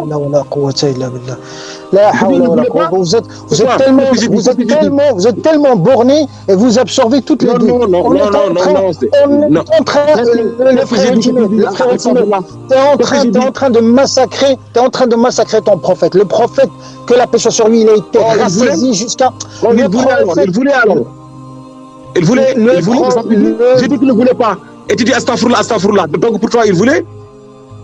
Le frère, le fait de dire... Est-ce que tu m'écoutes là? Ou bien tu cries seulement astaghfirullah, subhanallah. J'ai dit que le prophète ne voulait pas parce que c'était pas la coutume. Et maintenant tu me dis astaghfirullah, subhanallah. Non, Ultimate, tu discutes avec Al-Qassam. Ultimate, écoute bien, écoute ce que je te dis. Tu discutes avec Al-Qassam. Il fait très attention à ce que tu dis et comme toi, tu fais très attention à ce que je dis. Je suis pas en train de te dire que le prophète ne voulait pas. Le gravissime point que tu es en train d'accorder au prophète, qu'il avait dans sa tête l'intention de le faire, mais ce n'était pas, il voulait pas rentrer les coutumes. Non, c'est pas comme ça. Que tu l'acceptes ou pas, tu demandes aux arabophiles et aux arabophones, aux débutants, ils vont te dire que ce verset... Tu vas demander à un arabophile qui va me dire que ce verset-là ne s'adresse pas au prophète. Eh bien, c'est simple, frère Ultimate, parce que jusqu'à la fin des temps, je vais te le répéter. Est-ce que tu me dis que ce verset-là, il s'adresse à Zayd? Tu es sérieux là? Oui, je suis très sérieux. Alors attends, Ultimate, alors attendez tous les deux. Je suis très sérieux. Mais tu veux... Wallah, si. Non, mais attendez les gars, Ultimate 2 secondes et Al-Qassam 2 secondes, s'il te plaît. Donc on va le reprendre depuis le début, d'accord? Tu vas le relire en arabe, s'il te plaît, Al-Qassam, si ça te dérange pas. Que en arabe. Donc, alors, je lis le 36. وَإِذْ تَقُولُ لِلَّذِي أَنْعَمَ اللَّهُ عَلَيْكَ. Et quand tu parlais, quand tu disais, quand tu t'adressais à celui qu'Allah a comblé de bienfaits. Wa an'amta alayhi, est-ce que toi t'as comblé de bienfaits? Tu parles à qui là? Garde ta femme. On est bien d'accord qu'Allah il parle au prophète Mohammed. Et lui dit, garde ta femme, garde ta femme. Wattaqillah, wattaqillah c'est à qui? Écran Allah, c'est à qui? C'est à Zayd. Watukhfi fi nafsika, watukhfi fi nafsika. Ça continue, l'action continue. Après wattaqillah, écran Allah. Watukhfi, et tu cachais, et tu te cachais. Oh là là, wa, ça veut dire wa wal atf. Vous savez qu'est-ce que ça veut dire wa wal atf? C'est pas possible. Le frère Ultimate, s'il te plaît, toi, on est là, on n'est pas ici, on est en train de dans un bac à sable. Le verset, il est très clair. Quand il s'adresse au prophète, il lui dit, wa idh taqulu, quand tu disais à Zayd, donc il ne le dit pas Zayd, mais elle a dit celui qu'Allah a comblé et que toi a comblé aussi, tu l'as mis sur ta tutelle. Amsik alayka zawjak, garde ta. Le verset, il ne continue pas. Il n'y a pas de point, il n'y a pas de 1, il n'y a pas de Z, il n'y a pas de capital majuscule, il n'y a rien. Wattaqillah. Et donc, toujours dans la même relance. Toi, quand tu disais à Zayd, Allah, fi nafsika, en toi, par Allah, il va le montrer. Les gens. Pourquoi? Parce que les Arabes, les hommes, avec cette fâcheuse habitude, s'ils se font rabaisser par une femme, c'était mal vu. Essayons de comprendre. Qu'est-ce que le prophète a dans cette histoire? Je dis maintenant, réponds à ma question. Qu'est-ce qui est mal vu? Est-ce que tu peux répondre au moins à une question que je pose? Ce qui est mal vu, moi je vais te dire ce qui est mal vu. Écoute bien, Ultimate. Oui. Je vais te donner un exemple, comme ça tu vas comprendre. Quand le prophète était avec les compagnons, écoute Ultimate, tu dois apprendre à écouter les autres vieux. Tu dois apprendre. Tu es vieux, je suis vieux. Apprendre à écouter les autres. Apprends à écouter les autres. Apprends, tu parles trop. Ok, vas-y. Alors, je veux te montrer ce que les hommes comme toi ne refusent pas. Je vous donne un exemple. Maintenant, toi, Ultimate, toi, je te pose une question. Imagine que Walter Kassam et tout le chat chez toi dans ta maison. Et ta femme, elle nous fait un buffet avec une table bien garnie. Elle est dans sa cuisine, on est en train de parler, elle a entendu quelque chose, elle rentre dans le salon, elle défonce la table, elle la casse en deux, elle prend les machins et les jette par terre. C'est quoi ta position? Dis-moi, c'est quoi ta position? Tu vas la critiquer, tu vas lui parler, tu vas lui taper comme un Africain, je ne sais pas qu'est-ce que tu vas faire avec. Comme un bédouin de l'époque, je sais qu'est-ce que les bédouins faisaient. Mais moi, je veux entendre moi, je me tais, donne-moi ta réponse. Comme ça, je vais te répondre pourquoi Zayd et sa femme. Je n'ai aucune réponse pour toi. Je te pose une question, tu me réponds oui, c'est tout. C'est très simple. Je n'ai pas de réponse à te donner. Tu me poses une question, je réponds. Et moi, je te pose une question, tu vas me poser une question. Réponds à ma question. Qu'est-ce que Zayd cachait en lui? Zayd, est-ce qu'il a divorcé ou pas? Est-ce que Allah a dit à Zayd divorce là? Non. Allah n'a pas dit à Zayd. Je te réponds. Non, ne réponds pas à ma place. Non, Ultimate, ne réponds pas à ma place. Tu m'as posé la question, je te réponds. Non, la question que je t'ai posée, c'est pas celle-là. La question que je t'ai posée, qu'est-ce que Zayd cachait en lui que Allah allait révéler? C'est tout. Je te réponds. Ni toi, ni Al-Qassam, ni personne dans le chat ne sait ce qu'il y a dans le cœur de Zayd. Mais le prophète, il a répondu. Parce que toutes tes interprétations, toutes tes réponses, tu les soustrais pas du Coran, tu les soustrais de l'hadith authentique. Réponds à ma question, à cette réponse. Fais un commentaire là-dessus. Parce que tu n'as aucune autre réponse des versets coraniques. Tu bases hadith. Alors je te répète une deuxième fois. Ni toi, ni personne d'Allah, ni sur terre ne sait ce qu'il y avait dans le cœur de Zayd à part Allah. Et bien entendu après le prophète, parce qu'Allah il va divulguer ce qu'il y avait, mais au prophète. Mais je te répète, tu n'as aucune information que par et seulement par les hadiths. Point, je dépose le micro. Vas-y, je t'écoute. Moi, apparemment, tu vas répondre à ma question, donc je t'ai posé. Je t'ai répondu, frère, je t'ai répondu. Tu m'as dit que personne ne peut. Allah a révélé pourtant ce que le prophète lui cachait en lui. Le prophète cachait en lui qu'il ne voulait pas se marier avec Zainab, justement parce que c'est pas coutumier, c'est pas la coutume que les gens, justement, et les gens en ont parlé, parce qu'effectivement, c'était gênant. Il ne voulait pas, mais c'est une nouvelle loi d'Allah. Allah a dit que désormais, il n'y a pas d'interdit entre quand ton fils adoptif, entre guillemets, divorce sa femme, que la femme ne t'est pas interdit. Le prophète, ça l'a gêné. Et quand Allah a dit que tu avais peur des hommes, tout le monde sait qu'Allah parlait au prophète. Alors que tu devais avoir peur de moi. C'est pas le premier verset dont Allah blâme le prophète à travers le Coran. C'est pas le dernier, c'est pas le premier. Il y en a plein où Allah dit ne crains pas l'homme, crains moi. C'est moi qui dis. Allah ne parle pas à Zayd. Tout le monde sait qu'Allah, il parle au prophète Mohammed, qui était gêné, qui ne voulait pas, qui a tout fait pour que Zayd garde sa femme. Mais la femme de Zayd n'aimait pas Zayd. Allah a dit, je ne veux pas que des gens qui ne s'aiment pas soient malheureux. Zaynab t'aime, je vais enlever. Zayd va la divorcer parce que Zayd aussi, c'est le grand respect. Là aussi, il faut voir beaucoup de respect à Zayd, qui a compris qu'il ne peut pas vivre avec une femme qui ne l'aime pas. Tous les hadiths qui lui disent que, wallah, si ce n'était pas le prophète, je n'allais jamais te marier, n'est-ce pas? Que tu n'es pas de ma classe, des hadiths extraordinaires, n'est-ce pas? C'est toi qui parles de hadiths, on va en parler. Donc, qui lui disait que, voilà, tu n'es pas de ma classe, non, c'est Allah, c'est le prophète qui m'a demandé, c'est l'unique raison pour laquelle j'ai accepté de me marier avec toi.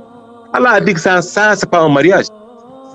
Ça, c'est un malheur. Il ne faut pas forcer les gens à se marier. Il ne faut pas arranger les mariages. Zainab, il t'aime, il aime le prophète. Il a dit que moi, dans le hadith, que je suis la préférée d'Allah. Allah m'a préférée. Je suis la seule des femmes du prophète. Allah a choisi pour le prophète. Il y a plein de hadiths comme ça. Alors, elle était heureuse avec le prophète. N'est-ce pas? Un droit de réponse. Oui. Les hommes, ils vont comprendre et les femmes vont comprendre. Quand quelqu'un divorce, 3 mois après se marier avec quelqu'un, lui dit bah écoute, moi je t'aimais auparavant, mais malheureusement j'étais marié avec ton fils adoptif. C'est à vous de faire le commentaire, enfin, aux gens qui nous écoutent. Quand quelqu'un divorce quelqu'un, 3 mois après, il va voir celui qu'il aimait auparavant, mais il le voyait, il l'aimait, mais il ne pouvait pas le dire. Et les mecs, et franchement, si c'est pas un bordel ça, je ne peux pas nommer ça autrement. Alors quand j'expliquais dès le départ de mon intervention, quand j'ai dit le prophète il avait combien de femmes? 5. Donc le frère ultime qu'Allah le bénisse, il a dit c'est la 6e, il a confirmé, vous l'avez entendu. Donc quelqu'un qui est marié avec 5, il a un penchement vers d'autres femmes, ce n'est pas un prophète. Même déjà nous avec une, on ne peut pas voir autrement, on ne peut pas voir ailleurs. Mais apparemment, vous avez des cerveaux qui acceptent facilement que le prophète, l'exemple par excellence, le Coran sur la terre qui marchait à pied, le prophète, le meilleur des hommes, il voyait à droite, à gauche. Pour vous dire que le prophète n'avait que ça. Il n'était pas en communication constante avec Allah, il n'avait pas autre chose, il n'avait pas de gouvernance. J'arrive. C'est pas parce que Allah lui a accordé pour légitimer une solution dans un temps précis que c'était l'amour. Le prophète.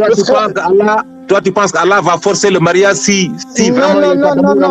Je vais t'expliquer autrement. Je vais te l'expliquer autrement. Tu as des exemples que le prophète a épousé des femmes, pas pour consommer. Le mariage, il y a le mariage, il y a le nikah. Dans le terme coraniquement parlé, tu as az-zawaj, prendre quelqu'un sous la tutelle, l'avoir, le soigner, l'aimer, pourquoi pas l'épouser, oui, et aussi le consommer. Le prophète, combien de fois il a épousé des classes, des femmes, des vieilles, des plus âgées que lui, parce qu'il voulait changer, révolutionner la culture de l'époque. Alors pour qu'on s'éloigne pas de notre histoire, le verset en lui-même, on va laisser les frères faire leurs recherches. Ceux qui s'intéressent, ils vont faire leurs recherches, ils vont voir est-ce que le verset, malgré qu'il parle le prophète, mais il dit ce que le prophète disait à Zayd, garde ta femme, crains Allah, Allah, tu sais très bien qu'Allah sait ce qu'il y a dans les cœurs, etc., parce que le verset, il n'est pas encore fini. Il y a le 36, il y a le 37, il y a le 38, et encore. Et là, je fais appel à la conscience du frère ultimate. Quand je lui dis, toutes ces interprétations que tu nous donnes ici sur le chat, je suis d'accord, ça existe, mais ça n'existe pas dans le Coran. Ça existe aussi dans le hadith. Parce que je ne sais pas si tu vas encore avancer et dire à ce noble chat qui nous écoute, que apparemment, dans ces récits que tu soustrais tes informations, le prophète marchait dans un couloir chez lui ou dans le foyer de Zayd et il voit cette femme, est-ce que nue, moitié nue, car nue, il la voit, Ne me fais pas dire que je n'ai pas par dit. sa beauté. Ne me fais pas dire non, tu es en train de mentir. Mais moi, je sais ce que tu... Mais moi, Ultimate, moi, je sais l'histoire. Est-ce que j'ai dit ça? Ultimate, moi, je suis bercé. Moi, non, j'ai pas dit que tu dis ça. J'ai dit où tu vas user ces informations. Je sais l'histoire, Ultimate. Nulle part que je m'arrête dans ce que Allah m'a dit. Je m'arrête là. L'argument de Al-Kassim, il est fort. Pourquoi? Parce qu'il connaît de A à Z l'histoire. Ce que tu vas avancer, je le connais, je le maîtrise, comme la plupart des musulmans qui connaissent leur histoire. Allah t'a demandé de ne pas faire ça. Allah t'a dit que ceux qui le font, il a dit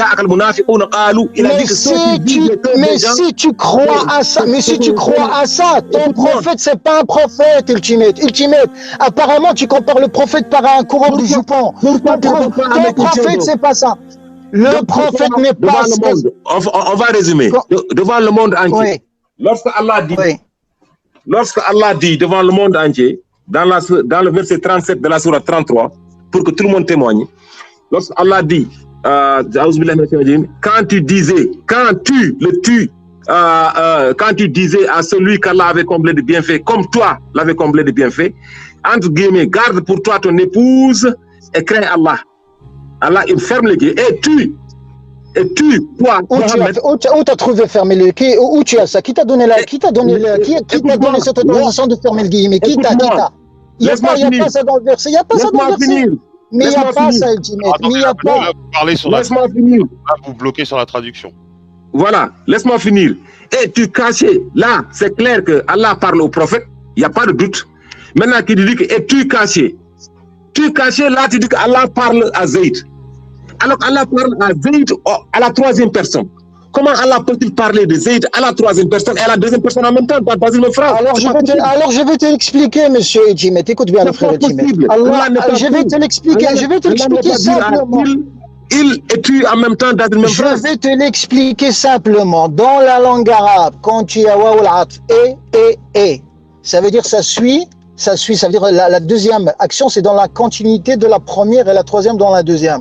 Quand je te donne un exemple, oh toi Ultimate, c'est quelqu'un qui te recommande ce conseil. Par exemple, un juge chez toi dans la tribu te dit Ultimate, ne divorce pas ta femme, prends ta femme et crains Allah. Ça va dans le sens du message, dans le conseil. Pourquoi Allah il va parler au prophète? C'est pas lui le concerné, c'est Zayd qui est le concerné. Garde ta femme. Non, c'est le prophète qui est le concerné. C'est lui qui doit se marier avec Zaynab. C'est lui qui a dit... Mais avant de parler du mariage, le frère Ultimate, on est encore dans le début de l'affaire. Laissez le prophète en dehors de ça. Ça parle du cas de Zayd. Ça explique le détail. Pourquoi vous voulez vraiment que le prophète, c'est lui qui avait les yeux à droite et à gauche, il tournait comme ça? Nous te la fîmes épouser, enfin qu'il y ait. Nous te la fîmes dans le même verset. Nous te la fîmes épouser. Ce qu'il a. Ça, c'est après. Là c'est un autre verset. Ultimate, tu parles avec un Non, c'est le même verset, ça. C'est le même verset. C'est dans le même verset, ça. Ultimate. Il marque derrière, quand Zayd eut cessé toute relation avec elle, nous de la femme fut épousée. C'est qui le nous, là? Voilà, vas-y, je t'écoute. Nous te la fîmes épouser afin qu'il n'y ait aucun empêchement pour les croyants d'épouser les femmes de leurs fils adoptifs quand ceux-ci toute relation avec elles. Alors moi j'ai une discussion vite fait rapidement là avec Yoda qui connaît un peu l'arabe. Il me dit que le mot adoptif n'est pas en arabe et que ça veut dire Aïdakoum, je crois. C'est Aïdakoum, c'est ça qu'ils disent, c'est quoi? Je vais trouver. L'adoption dans l'islam, ça n'existe pas. Comment que ça s'appelle comment il dit le mot en arabe? Tchabani, ça n'existe pas. Prendre sous sa tutelle un enfant, un orphelin, le prendre en charge, ok. Et ne pas lui donner ton nom, oui. Toujours le garder cet enfant. Tout ce débat-là, écoute, tout ce débat-là, moi je ne pense pas c'est-à-dire depuis 40 minutes. Pourquoi? Parce qu'on a interprété, moi j'ai donné trois interprétations. Du fait qu'Allah dit que tu gardais en toi, Mohammed, le prophète Mohammed, tu gardais en toi que ce que moi je le rends public. Je dis que, que Zayd voulait divorcer avec la femme et qu'il ne voulait pas. Il ne voulait pas que Zayd refuse. Il ne voulait pas que Zayd divorce de sa femme. N'est-ce pas? 2, il savait que Zayd avait des problèmes avec Zaynab. Il ne voulait pas que les gens sachent. 3e, Allah voulait qu'il se marie avec Zaynab. Il ne voulait pas. Maintenant, si Allah dit mariez-vous, c'est que Allah sait qu'il y a de l'amour. Zaynab n'a jamais que tous les hadiths sont concordants pour dire que Zaynab était amoureux du prophète. Ça, il n'y a pas de doute là-dessus. Oui ou non? Ou bien est-ce que tu veux que je te sorte des hadiths qui prouvent que Zaynab a dit... parce que le prophète... Quoi? Une guerre, c'était de l'amour au départ. Je ne t'entends pas. Je dis que Zaynab a toujours dit qu'il n'aimait pas Zayd. Ça, c'est clair ou oui? Oui ou non? Que je me suis juste marié avec toi parce que le prophète voulait que je me marie avec toi. Parce qu'Allah a dit que quiconque désobéit à Allah et son messager, n'est-ce pas, il va encourir quelque chose de mauvais. Et moi, je ne voulais pas désobéir à Allah et à son messager. Donc, quand le messager m'a dit, marie-toi avec Zayd, j'ai accepté. Mais je ne t'aime pas. Et Zayd allait dire au prophète, écoute, c'est toi qu'elle aime, moi je vais me divorcer d'elle et tu vas te marier avec. Le prophète a dit non. Ok, le frère Jimmy, il y a une question qui se pose. Je suis d'accord avec toi, si le prophète tranche dans un sujet en faveur de quiconque parmi nous, on doit respecter le choix du prophète parce que c'est un choix divin. Voilà. Il y a un bienfait. Ok, je pose la question. Pourquoi cette dame n'a pas accepté la décision du prophète? Parce que le verset, il dit, il n'y avait pas pour une croyante ou un croyant, une croyante, de choisir après la décision du prophète. Donc, apparemment, quelqu'un, s'il te prend par la lettre, s'il prend par la lettre ce verset, il va dire apparemment cette dame, elle n'était pas une croyante. Ah, donc, si elle dit qu'elle est... Moi, je dis que c'était une croyante. Là, c'est toi qui dis des calamités. Allah n'a pas dit... je ne dis pas des calamités. Je suis en train de te dire, elle dit, je t'ai épousé même si je ne t'aime pas. Alors, pourquoi je veux te divorcer? Parce que tout simplement, je ne t'aime pas et c'est le prophète qui m'a forcé la main. Est-ce que ça, c'est une réponse d'une croyante, ça? Attention, moi, je confirme ce que tu viens de confirmer. C'est une croyante. Mais ce qu'on attribue dans les interprétations, c'est autre chose. Parce que la loi, c'est pas comme ça. C'est pas dans ce sens. Écoute-moi. On est en train de perdre du temps sur des choses. Le prophète Mohammed, c'est un homme comme tout le monde. C'est un homme. Mais c'est ça, je crois que c'est ça le problème, c'est que la majorité des musulmans, quand ils parlent des prophètes, le frère ultimate, ils ont une conception de la prophétie. Laisse-moi finir, s'il te plaît. C'est un exemple. C'est un exemple et Allah a voulu faire de lui un exemple. Allah a créé une loi et il veut faire du prophète l'exemple. Qu'il va se marier, tout le monde va en parler. Tout le monde, il ne veut pas le faire. Il ne veut pas. Il n'y a pas de doute que ce verset-là s'adresse exclusivement au prophète. Il parle de Zayd, il dit le nom de Zayd. Rappelle-toi lorsque Zayd, donc il ne parle pas à Zayd, il parle au prophète parlant de Zayd. Il parle de Zayd, il ne parle pas à Zayd, il parle au prophète, mais il parle de Zayd. Donc si tu veux nous dire ici, nous faire croire que Allah parle à Zayd, tu vas te fatiguer. Il n'y a personne au monde, l'arabe ne le dit pas. Les interprétations ne le disent pas. Il n'y a que Al-Qassam qui le dit. C'est pas possible. Que moi, je parle à Al-Qassam. Non, il n'y a pas Al-Qassam. Mais c'est pas grave. Si je parle à Al-Qassam, par mon sens. Moi, je te parle à toi.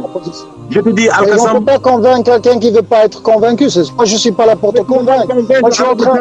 Je suis. Je sais, le frère ultimate, s'il te plaît. Moi, ce que je sais, j'ai l'intime conviction qu'il y a des gens qui comprennent la prophétie autrement. Apparemment, toi, tu es le prophète comme monsieur tout le monde. Et ce n'est pas comme ça. Apparemment, il y a un problème dans la compréhension de la prophétie. Le problème, c'est qu'avec cette compréhension majoritaire, laisse-moi finir, c'est que vous tombez dans ce qu'on appelle les versets équivoques. Ça veut dire que vous ne revenez jamais au verset notoire qui vous explique qu'un serviteur, on ne parle même pas du prophète, un serviteur qui n'est pas élu comme prophète ne peut pas, avec un majuscule, avec le majuscule, il ne peut pas désobéir à Allah en aucun instant. Et apparemment, Apparemment, vous avez une conception. Toi, le frère Ultimate, tu as une conception de la prophétie qui n'est pas correctement. Je suis perdu. Je parle du prophète. Je parle du prophète Mohammed, ça veut dire toi tu le prends comme monsieur tout le monde. Tu dis Mohammed est comme tout le monde. Non, c'est pas comme tout le monde. Qu'est-ce que tu as vu? Allah qui a dit que Mohammed n'est pas comme vous. Non, ne faites pas dire ce qu'Allah n'a pas dit. Dans son Coran, Mohammed est juste un homme comme vous. Tu veux un verset du Coran? Oui, j'aimerais bien que tu le ramènes. Le frère Ultimate, je connais le frère Ultimate. Le frère Ultimate. Écoute une fois, Sahabi, écoute une fois. Je ne suis pas intègre. Moi, je ne veux pas hausser ma voix. Si tu veux me laisser juste finir. Quand le verset, il dit « Innama anta bashar », certes, Innama, c'est adatu har. C'est-à-dire c'est une expression à limiter le sens qui va venir après. Ce n'est pas pour tout le monde. C'est à limiter. Adatu hasr. Certes, tu es un homme. Non, le verset, il ne s'arrête pas. Il n'y a pas un point. Innama ana basharon. Je suis... Il n'a pas dit certes. Non, tu as mis ça. Innama ana basharun yuha ilay. C'est le Coran. Le frère Ultimate. Est-ce que tu as déformé le verset ou pas? Non, Innama ana basharun, je vais te le ramener de suite. Voilà. Reviens aux deux versets. Attends, il y a deux versets. Ce sont deux versets qui se répètent. Dis-moi. Al-Kahf, la grotte, c'est le verset 110 de la sourate La Grotte. Et tu as la sourate Fussilat, le ayah numéro 6, verset 6. Qul innama, c'est certes, adatu hasr. Je suis un homme, enfin un bashar, mais la différence entre vous et moi, c'est que il me fait révéler, Allah il me révèle. C'est ça la différence. Et celui qui reçoit la révélation, c'est pas un homme ordinaire. C'est pas un homme ordinaire, parce que dans ta tradition, le prophète il faisait des miracles, le prophète il regardait à travers son dos, le prophète faisait jaillir. Il n'y a pas de verset 110. C'est Qul innama ana basharun. Attendez, je vais vous le donner. C'est le verset. Attendez. Je vous le donner, il n'y a pas de souci. La traduction, c'est le Surat 18-110. 18-110. Ok, 18-110. Oui.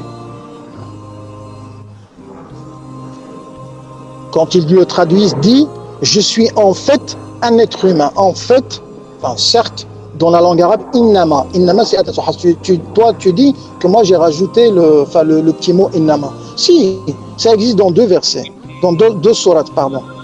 Oui, innama. Un être humain comme quoi? Un être humain continue comme vous. Comme vous. Est-ce que c'est ce que j'ai dit? C'est exactement ce que j'ai répété, et là tu me cries dessus, tu me dis subhanallah. Non, écoute, je te dis, innama ana dit que le prophète Mohammed est un humain comme nous. Est-ce qu'il l'a dit ou pas? Oui, je t'explique. Alors, pourquoi si j'ai dit... Non, mais tu fais la même chose que les pseudo-parabolistes et coranistes et tout le tralala. Tu es en train de fragmenter le verset. Allah, quand il dit yuha, et tu continues le verset jusqu'à la fin. Moi, je te pose la question, est-ce qu'un homme ordinaire reçoit la révélation? Et quand il reçoit la révélation, qu'est-ce qu'il devient quand il est au moment de la révélation et après la révélation?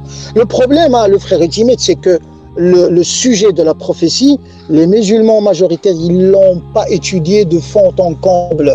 Quand Allah Azza wa Jal, il fait allusion au prophète et encore... Tu es en train de digresser, franchement. Non, je ne suis pas en train de digresser. Je suis en train de te dire, le frère Ultimate, que parfois, tu dois descendre de ton cheval et essayer d'élargir un peu ton zoom, comme on dit. Quand Allah, il parle, tu as une connotation générale. Et dans le verset, tu as une connotation particulière. Et tout le lapsus du message, de la révélation d'Allah, il est dans l'utilisation des noms et des prénoms. Ne me dis pas quand Allah... Tu as dit que ce verset s'adressait à Zayd et non à Mohammed. C'est là où tu es tombé. Je confirme. Non, je confirme. Il est au Zayd. Et le message, il est à Zayd. Maintenant, que tu le veuilles ou pas, c'est pas un problème. Okay. Donc, je continue ma lancée. Rappelle-toi que j'étais sur une lancée quand tu es venu. Je te donne la parole. Pour toi, quand il y a marqué « Garde pour toi ton épouse », il parle au prophète. Non, il parle à Zayd. Quel prophète? Il parle à Zayd. Et c'est dans cette même lancée, garde ta femme. Il a dit que lorsqu'Allah dit, quand tu cachais quelque chose, qu'Allah allait dans le public, il a dit que là, Allah parle à Zayd. Non, Allah parle au prophète. Oui, mais d'après Al-Qassam, il parle à Zayd à ce moment-là aussi. Oui, je confirme, il parlait à Zayd. Oui. Allah ne peut pas parler à Zayd si Allah parle de Zayd. Enfin, on se comprend bien quand le verset est destiné à Zayd, mais en personne du prophète Mohammed. On se comprend bien. J'ai pas dit qu'Allah lorsque Zayd, donc Allah parle de Zayd, non pas à Zayd. Ça c'est clair. Oui, on se comprend bien, le frère ultime, je te l'accorde. J'ai dit bien, quand Allah il parle au prophète Mohammed, quand il se dirige à Zayd, il parle pas à Zayd directement. Allah il ne parle qu'au prophète, qu'au prophète et messager. On est bien d'accord. Mais si j'ai eu un lapsus dans ma langue, c'est pas un problème. Mais ce que j'essaie de te dire, dans la même lancée, garde ta femme et taqillah, dans tout ça. Ça va.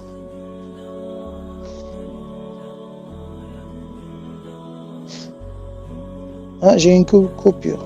Non, t'as pas une coupure, t'es là encore. J'ai entendu une coupure, je crois, le frère. Je crois que le frère Ultimate. Le frère Ultimate, il a une déconnexion, j'espère qu'il va revenir. C'est possible.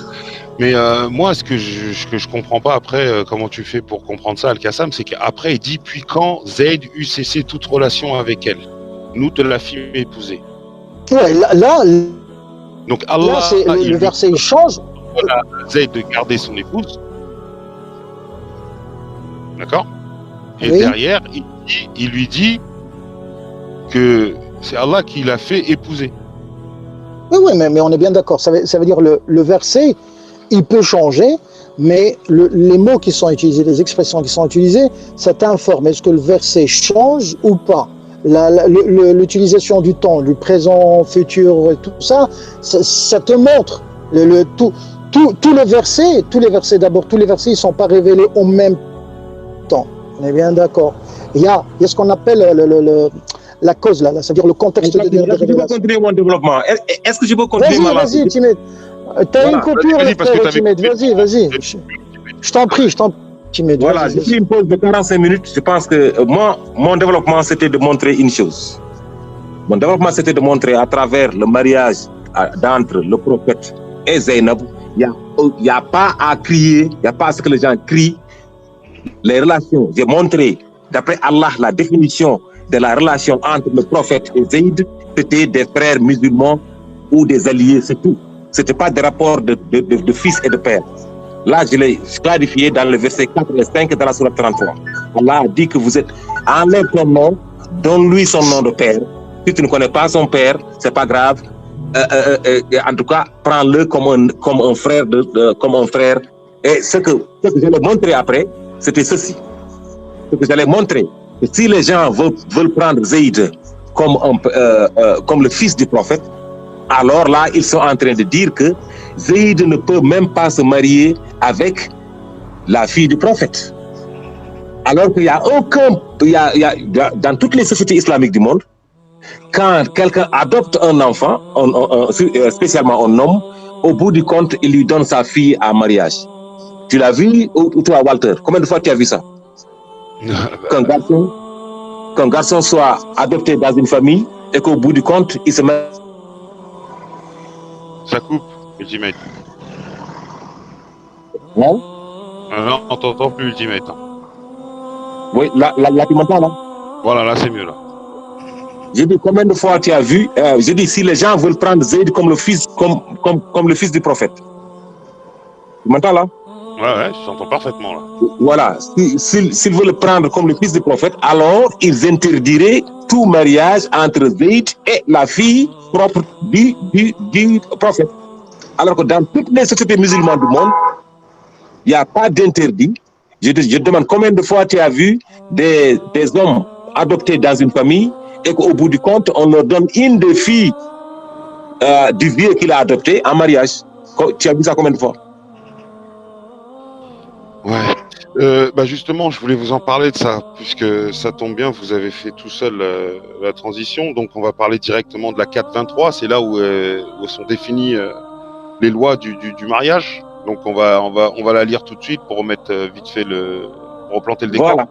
Donc, vous sont interdites vos mères, filles, sœurs, tantes paternelles, tantes maternelles, filles d'un frère et filles d'une sœur, mères qui vous ont allaité, sœurs de lait, mères de vos femmes, belles-filles sous votre tutelle est issu des femmes avec qui vous avez consommé le mariage. Si le mariage n'a pas été consommé, ceci n'est pas un péché de votre part. Les femmes de vos fils nés, de vos reins, de même que deux sœurs réunies, exception faite pour le passé, car vraiment Allah est pardonneur et miséricordieux. Voilà. C'est Ça, clair ici que Allah interdit le mariage entre... Si Zayd était le fils du prophète, le mariage aurait été interdit. Parce que ça interdit le mariage entre la belle-fille et le vieux, et le beau-père. C'est clair dans ce verset-là. Et c'est clair que ce verset-là interdit également le mariage entre... et là, regarde ici. Allah dit s'il est consommé. Supposons que quelqu'un se marie, supposons que le père se marie avec une femme, et qu'il n'est pas consommé, qu'il n'y a pas eu de relation sexuelle entre les deux. Là, le mariage n'est pas interdit avec le fils. Le fils propre, hein? On ne parle pas du fils adoptif. Et pourtant, les gens crient ici. Si toi, tu te maries, si toi, moi, mon père, moi, je me marie avec une femme, on n'a pas consommé le mariage. Supposons que je suis là aux USA, que je me marie avec une fille qui est au Sénégal, au bout de 3 mois, on divorce, donc on ne s'est jamais rencontré, il n'y a jamais eu consommation du mariage, on divorce, le mariage n'est pas interdit entre cette fille-là et mon propre père. Et là, les gens ça c'est mon propre père. Et pourtant, les gens se soucient pour le fils adoptif. qu'Allah a dit que ce n'est pas ton fils. Ton fils, c'est ton fils. C'est ton fils, c'est celui que tu as eu en couchant avec une femme. Et rappelle-toi, j'ai posé un problème. Ouais. Un problème au cas où, je dis combien de fois. Moi j'en ai vu au moins 5, 20, 30, 40 fois. Il y a un garçon qu'on adopte dans une famille. Il grandit là-bas, il fait l'école là-bas, il grandit là-bas. Au bout, il se marie avec l'une des filles de la famille. J'ai pas entendu ça. Mais tu peux répéter? Un garçon, un homme, un jeune homme, il est adopté par une famille. Oui. La famille, il grandit, il va à l'école, il grandit, il a ses diplômes, il commence à travailler. Il se marie avec l'une des filles. Tu l'as vu ou pas? Oui. Et alors, là, pourquoi les gens ne crient pas? Pourquoi les gens crient et pourtant, normalement, c'est sa sœur. Quand on regarde le fait, actuellement, ce qu'on appelle adoption dans le sens occidental ou bien dans le sens actuel, sociétal du terme, c'est normalement une sœur. Normalement, on devait interdire le mariage. D'accord. Mais Allah n'interdit pas ce mariage-là. Parce qu'effectivement, ce n'est pas ta sœur, ce n'est pas ton frère. Vous êtes des frères et sœurs en islam, c'est tout. Ton père l'a aidé, mais ce n'est pas ton frère. Allah nous demande de ne pas les appeler frères et sœurs, de ne pas les appeler fils. Ce ne sont pas nos fils. J'ai compris dans tout ça, c'est que déjà, je pense que déjà les lois d'adoption de l'époque et les lois d'adoption aujourd'hui, déjà le mot adoption de l'époque et le mot adoption d'aujourd'hui, ça n'a plus le même sens. Il n'y a pas d'adoption en islam. Il n'y a pas d'adoption. Il y a de l'aide. Tu aides quelqu'un. C'est tout. Tu ne l'adoptes pas. Non, il reste lui-même. Adopter quelqu'un, c'est changer son nom, c'est changer ses trucs. Non, tu es en train d'aider quelqu'un qui traverse une difficulté. Et il peut être orphelin, il peut être juste un pauvre, il peut être un étranger. Tu l'aides. Regarde la différence d'âge entre le prophète et Zayd. Mais ce n'est rien du tout. On parle entre 6 ans et 11 ans. Regarde que Zayd, oui. Aujourd'hui, une femme de 31 ans, elle peut bien vivre avec un homme de 40 ans, ouais. C'est quoi le problème?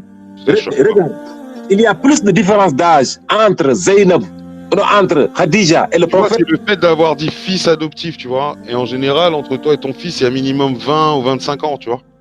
Regarde la différence d'âge entre Khadija est de 15 ans plus. Allô, ça coupe. 5 ans plus, 6 ans plus âgé que Zayd. Ça coupe, Ultimate. Faut que tu bouges. Ultimate. Oui, je suis là. Ok. Ouais, bon, bref.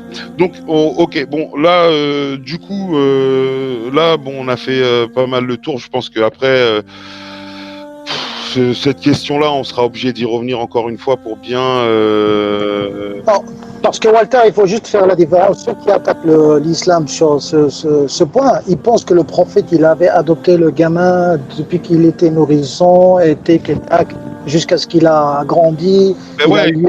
c'est le décor. Ouais, donc, voilà. Donc, si on comprend pas le pourquoi, le comment, les Parce que moi, subtilités, voilà, j'ai des gens, ils vont te remettre le verset sous le nez, ils vont te dire, bah voilà, ou alors ils vont voilà, te voilà, raconter une histoire, et toi, tu vas croire que le prophète, il s'est marié avec une petite enfant. voilà, voilà, voilà, Non, non, c'est pas voilà, ça du tout le contexte. voilà. Déjà, il faut rappeler.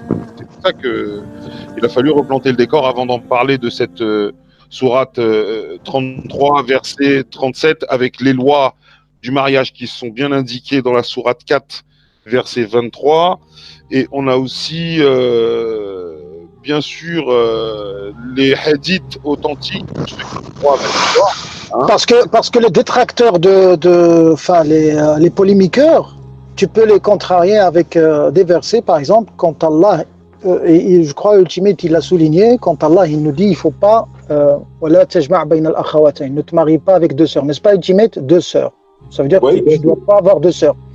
Oui. Les littéralistes, les pseudo-parabolistes et pseudo-coranistes et machin, si tu les contredis avec le verset, enfin, cette réponse comme quoi une dame qui est musulmane, elle est ma sœur dans ma religion, ça veut dire c'est une sœur. Donc, si on suit le raisonnement de ces littéralistes qui prennent vraiment les versets mot par mot, même la femme qui n'a rien à voir avec ton sang, qui n'est pas ta sœur, tu ne peux pas l'épouser parce que c'est ta sœur dans la religion. Tu comprends? Donc, apparemment, le mot al-ukht, il a deux sens. Tu as le sens, la sœur du propre sang, et tu as la sœur aussi qui a la même foi que toi, la même. Mais c'est toujours, comme on dit, c'est toujours les informations qui viendront dans le détail du verset qui vont montrer qui est cette sœur. Est-ce que c'est une sœur de sang, du vrai sang, du même sang, ou bien c'est la sœur de foi, de religion? Je ne sais pas si vous m'avez compris. Hein. Oui, bien sûr, compris, mais je ne pense pas que quelqu'un puisse voir ça comme une sœur musulmane. Une sœur musulmane, il n'y a pas d'interdiction. Donc, Allah veut bien que tu te maries avec une sœur musulmane. Ici, Allah parle de deux sœurs qui ont même père ou bien même mère, c'est des sœurs, il ne faut pas les marier en même temps. Tu sais, le frère Ultimate, tu sais pourquoi je te dis ça? Parce que dans la jurisprudence, ça veut dire dans l'histoire des encyclopédies, enfin, quand je dis encyclopédie, ça veut dire les ouvrages qui ont traité ce sujet. Par exemple, il te dit donc dans le Coran, il est très bien marqué wala tajma. Ça veut dire ne réunis pas deux sœurs. Il y a la plupart des mufassirin, ils ont dit ne rassemble pas deux sœurs dans le même foyer ou bien dans le même lit. Donc pour un peu planter encore plus le décor. Parce que tu peux dans un pays, dans une tribu, enfin une région quelque part très lointaine, un homme par exemple, si par accident il peut connaître deux orphelines par exemple, il a les moyens de les sauver par le seul biais de mariage. Il peut contracter avec ses deux jumelles. Il peut signer un contrat de mariage, mais les faire vivre séparément. Ça, il y a des juristes qui ont dit oui pour ça. Mais c'est le fait. Non, moi, pour éviter les problèmes, je le ferai pas. Mais je veux dire, question de tahrim, c'est eux ils disent c'est le rapport en lui-même, le rapport sexuel en lui-même. Il faut pas qu'il soit, je veux dire, l'homme ne peut pas consommer deux sœurs en même temps dans la même pièce ou bien les faire vivre dans le même foyer. S'ils disent ça, ils peuvent dire ok, donc dans ce cas on peut se marier avec 4 femmes aux États-Unis, 4 femmes en France, 4 femmes au truc. Donc ils vont inventer des choses. Il y en a des terroristes comme ça qui voilà. C'est des gens qui veulent particulariser un verset, deux sœurs, c'est deux sœurs. Maintenant, quand tu veux dire non, c'est coucher, c'est être dans le même lit, ou bien c'est être dans la même maison, non, là, c'est vraiment un faible argument. Mais moi, mon problème, c'est que là où les gens traduisent par fils adoptif, je pense que les gens doivent enlever ça et mettre, et traduire par Allah a défini ce que c'est les relations entre Zayd et trucs. Allah dit que c'est des frères musulmans ou bien c'est des alliés. Pourquoi on continue à dire fils adoptif alors qu'il n'y a pas d'adoption en islam? Pourquoi on continue à le dire? Al-Qassam, t'es encore là? Il est parti Al-Qassam? Je ne sais pas. J'ai entendu. Bref. Donc, ok, bon, bah, de toute manière, nous, on a, par les hadiths, on peut démontrer que par rapport à la naissance de Zied et la naissance du prophète, par rapport à quand Hadija l'a eu en tant que serviteur, en fait, en tant qu'employé, on va dire, ou je sais pas quel terme il faut utiliser maintenant. Elle l'a eu, il avait déjà un âge avancé, genre 14 ans, 15 ans. Donc, Oui. il faut savoir qu'elle avait 40 ans quand le prophète lui en avait 25. Et que Oui. ensuite,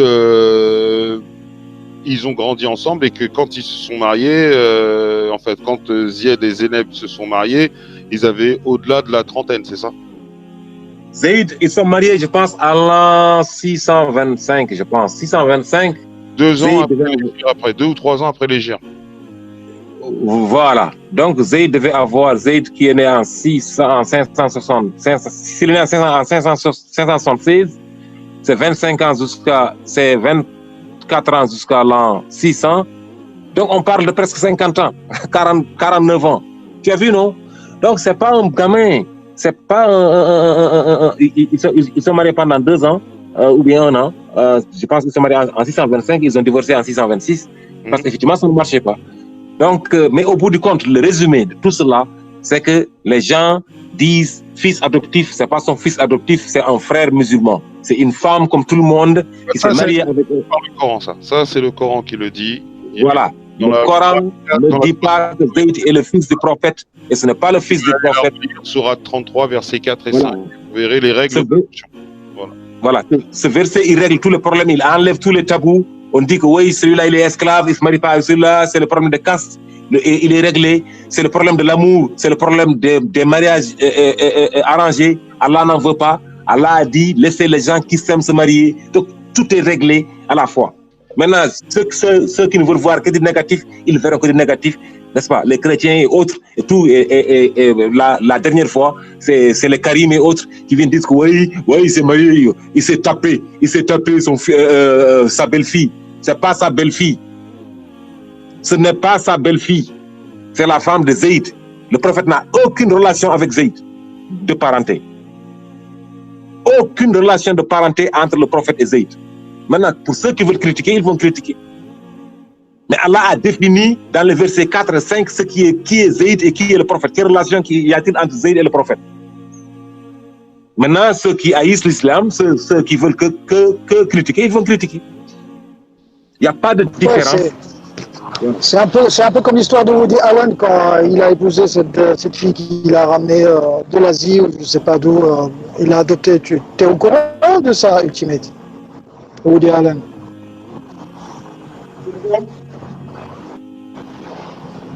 C'est de quoi? Je dis avec l'histoire de Woody Allen quand il a épousé une fille qu'il a adoptée. Il n'a pas su le faire aux États-Unis. Bah, il y a cette histoire. Hein. Lui, il a dit que c'est. Les avocats, ils ont prouvé que c'est pas son père biologique, donc il n'a rien commis comme truc. Hein. Ouais. Il n'y a pas d'interdiction entre elle et le truc, ou entre. Il n'y a aucune interdiction, il n'y a aucun lien de parenté. La vraie question, c'est de savoir c'est quoi les vraies lois c'est quoi les lois à suivre en fait. Est-ce que ce sont celles qu'on suit? Je te parle dans les règles d'adoption, hein, je te parle pas en général, hein, je te parle dans l'adoption, je te parle dans le cadre dans lequel on parle là. Est-ce que ce sont des règles qu'on doit suivre là, coraniques, ou alors ce sont des règles qu'on doit suivre, des lois que nous qu'enfin l'homme a établies? Voilà, elle est là la vraie question. La vraie question où chacun là au fond de soi la vraie réponse. Voilà, chacun fait comme il veut. En tout cas, nous. Le but c'était d'établir certaines choses dans le contexte. Mais il n'y a pas de contradiction. Il n'y a pas de contradiction entre ce que la loi actuelle, par exemple en Occident, parce que si tu l'adoptes. Je t'entends mal. Al-Qassam. Moi, je n'entends pas. Juste à la seule différence, c'est qu'il faut. Non, est-ce que tu m'entends là? Voilà. Oui, là, vous entendez, là. Je dis à la seule différence, donc normalement ça ne contredit pas la loi coranique parce que il faut informer l'adopté de son origine. Voilà, il faut lui dire, il faut l'expliquer. Même si sur le papier, on va dire, tu es son parrain ou son père, je ne sais pas le statut officiel et légal par le notariat quand il est signé par exemple dans les administrations, dans les institutions, mais entre toi et ton enfant ou ta fille adoptée, tu dois l'expliquer, tu dois lui dire ce que à éviter quand il sera grand. Parce que il y a beaucoup d'enfants adoptés, quand ils découvrent la vérité, donc ils pètent un plomb, donc ça provoque des tensions, des fuites, des tentatives de suicide. Donc dès le départ, d'une manière pédagogique, il faut leur expliquer leurs origines, d'où viennent et pourquoi on les a adoptés, et voilà. En fait, Oui, Al-Qasim. Non, non, je pense que là, quand même, là, c'est ce que tu voulais dire, mais en fait, c'est bien d'avoir précisé tout ça, je te remercie d'ailleurs. Mais en fait, moi, quand je te parle des lois, c'est les lois, les vraies lois. C'est-à-dire que quand tu adoptes un enfant, ici en France, je sais pas je sais pas c'est où, comment chez les autres, mais en France, tu dois lui donner ton nom de famille, tu dois le nourrir, blanchir, loger jusqu'à ses 18 ans.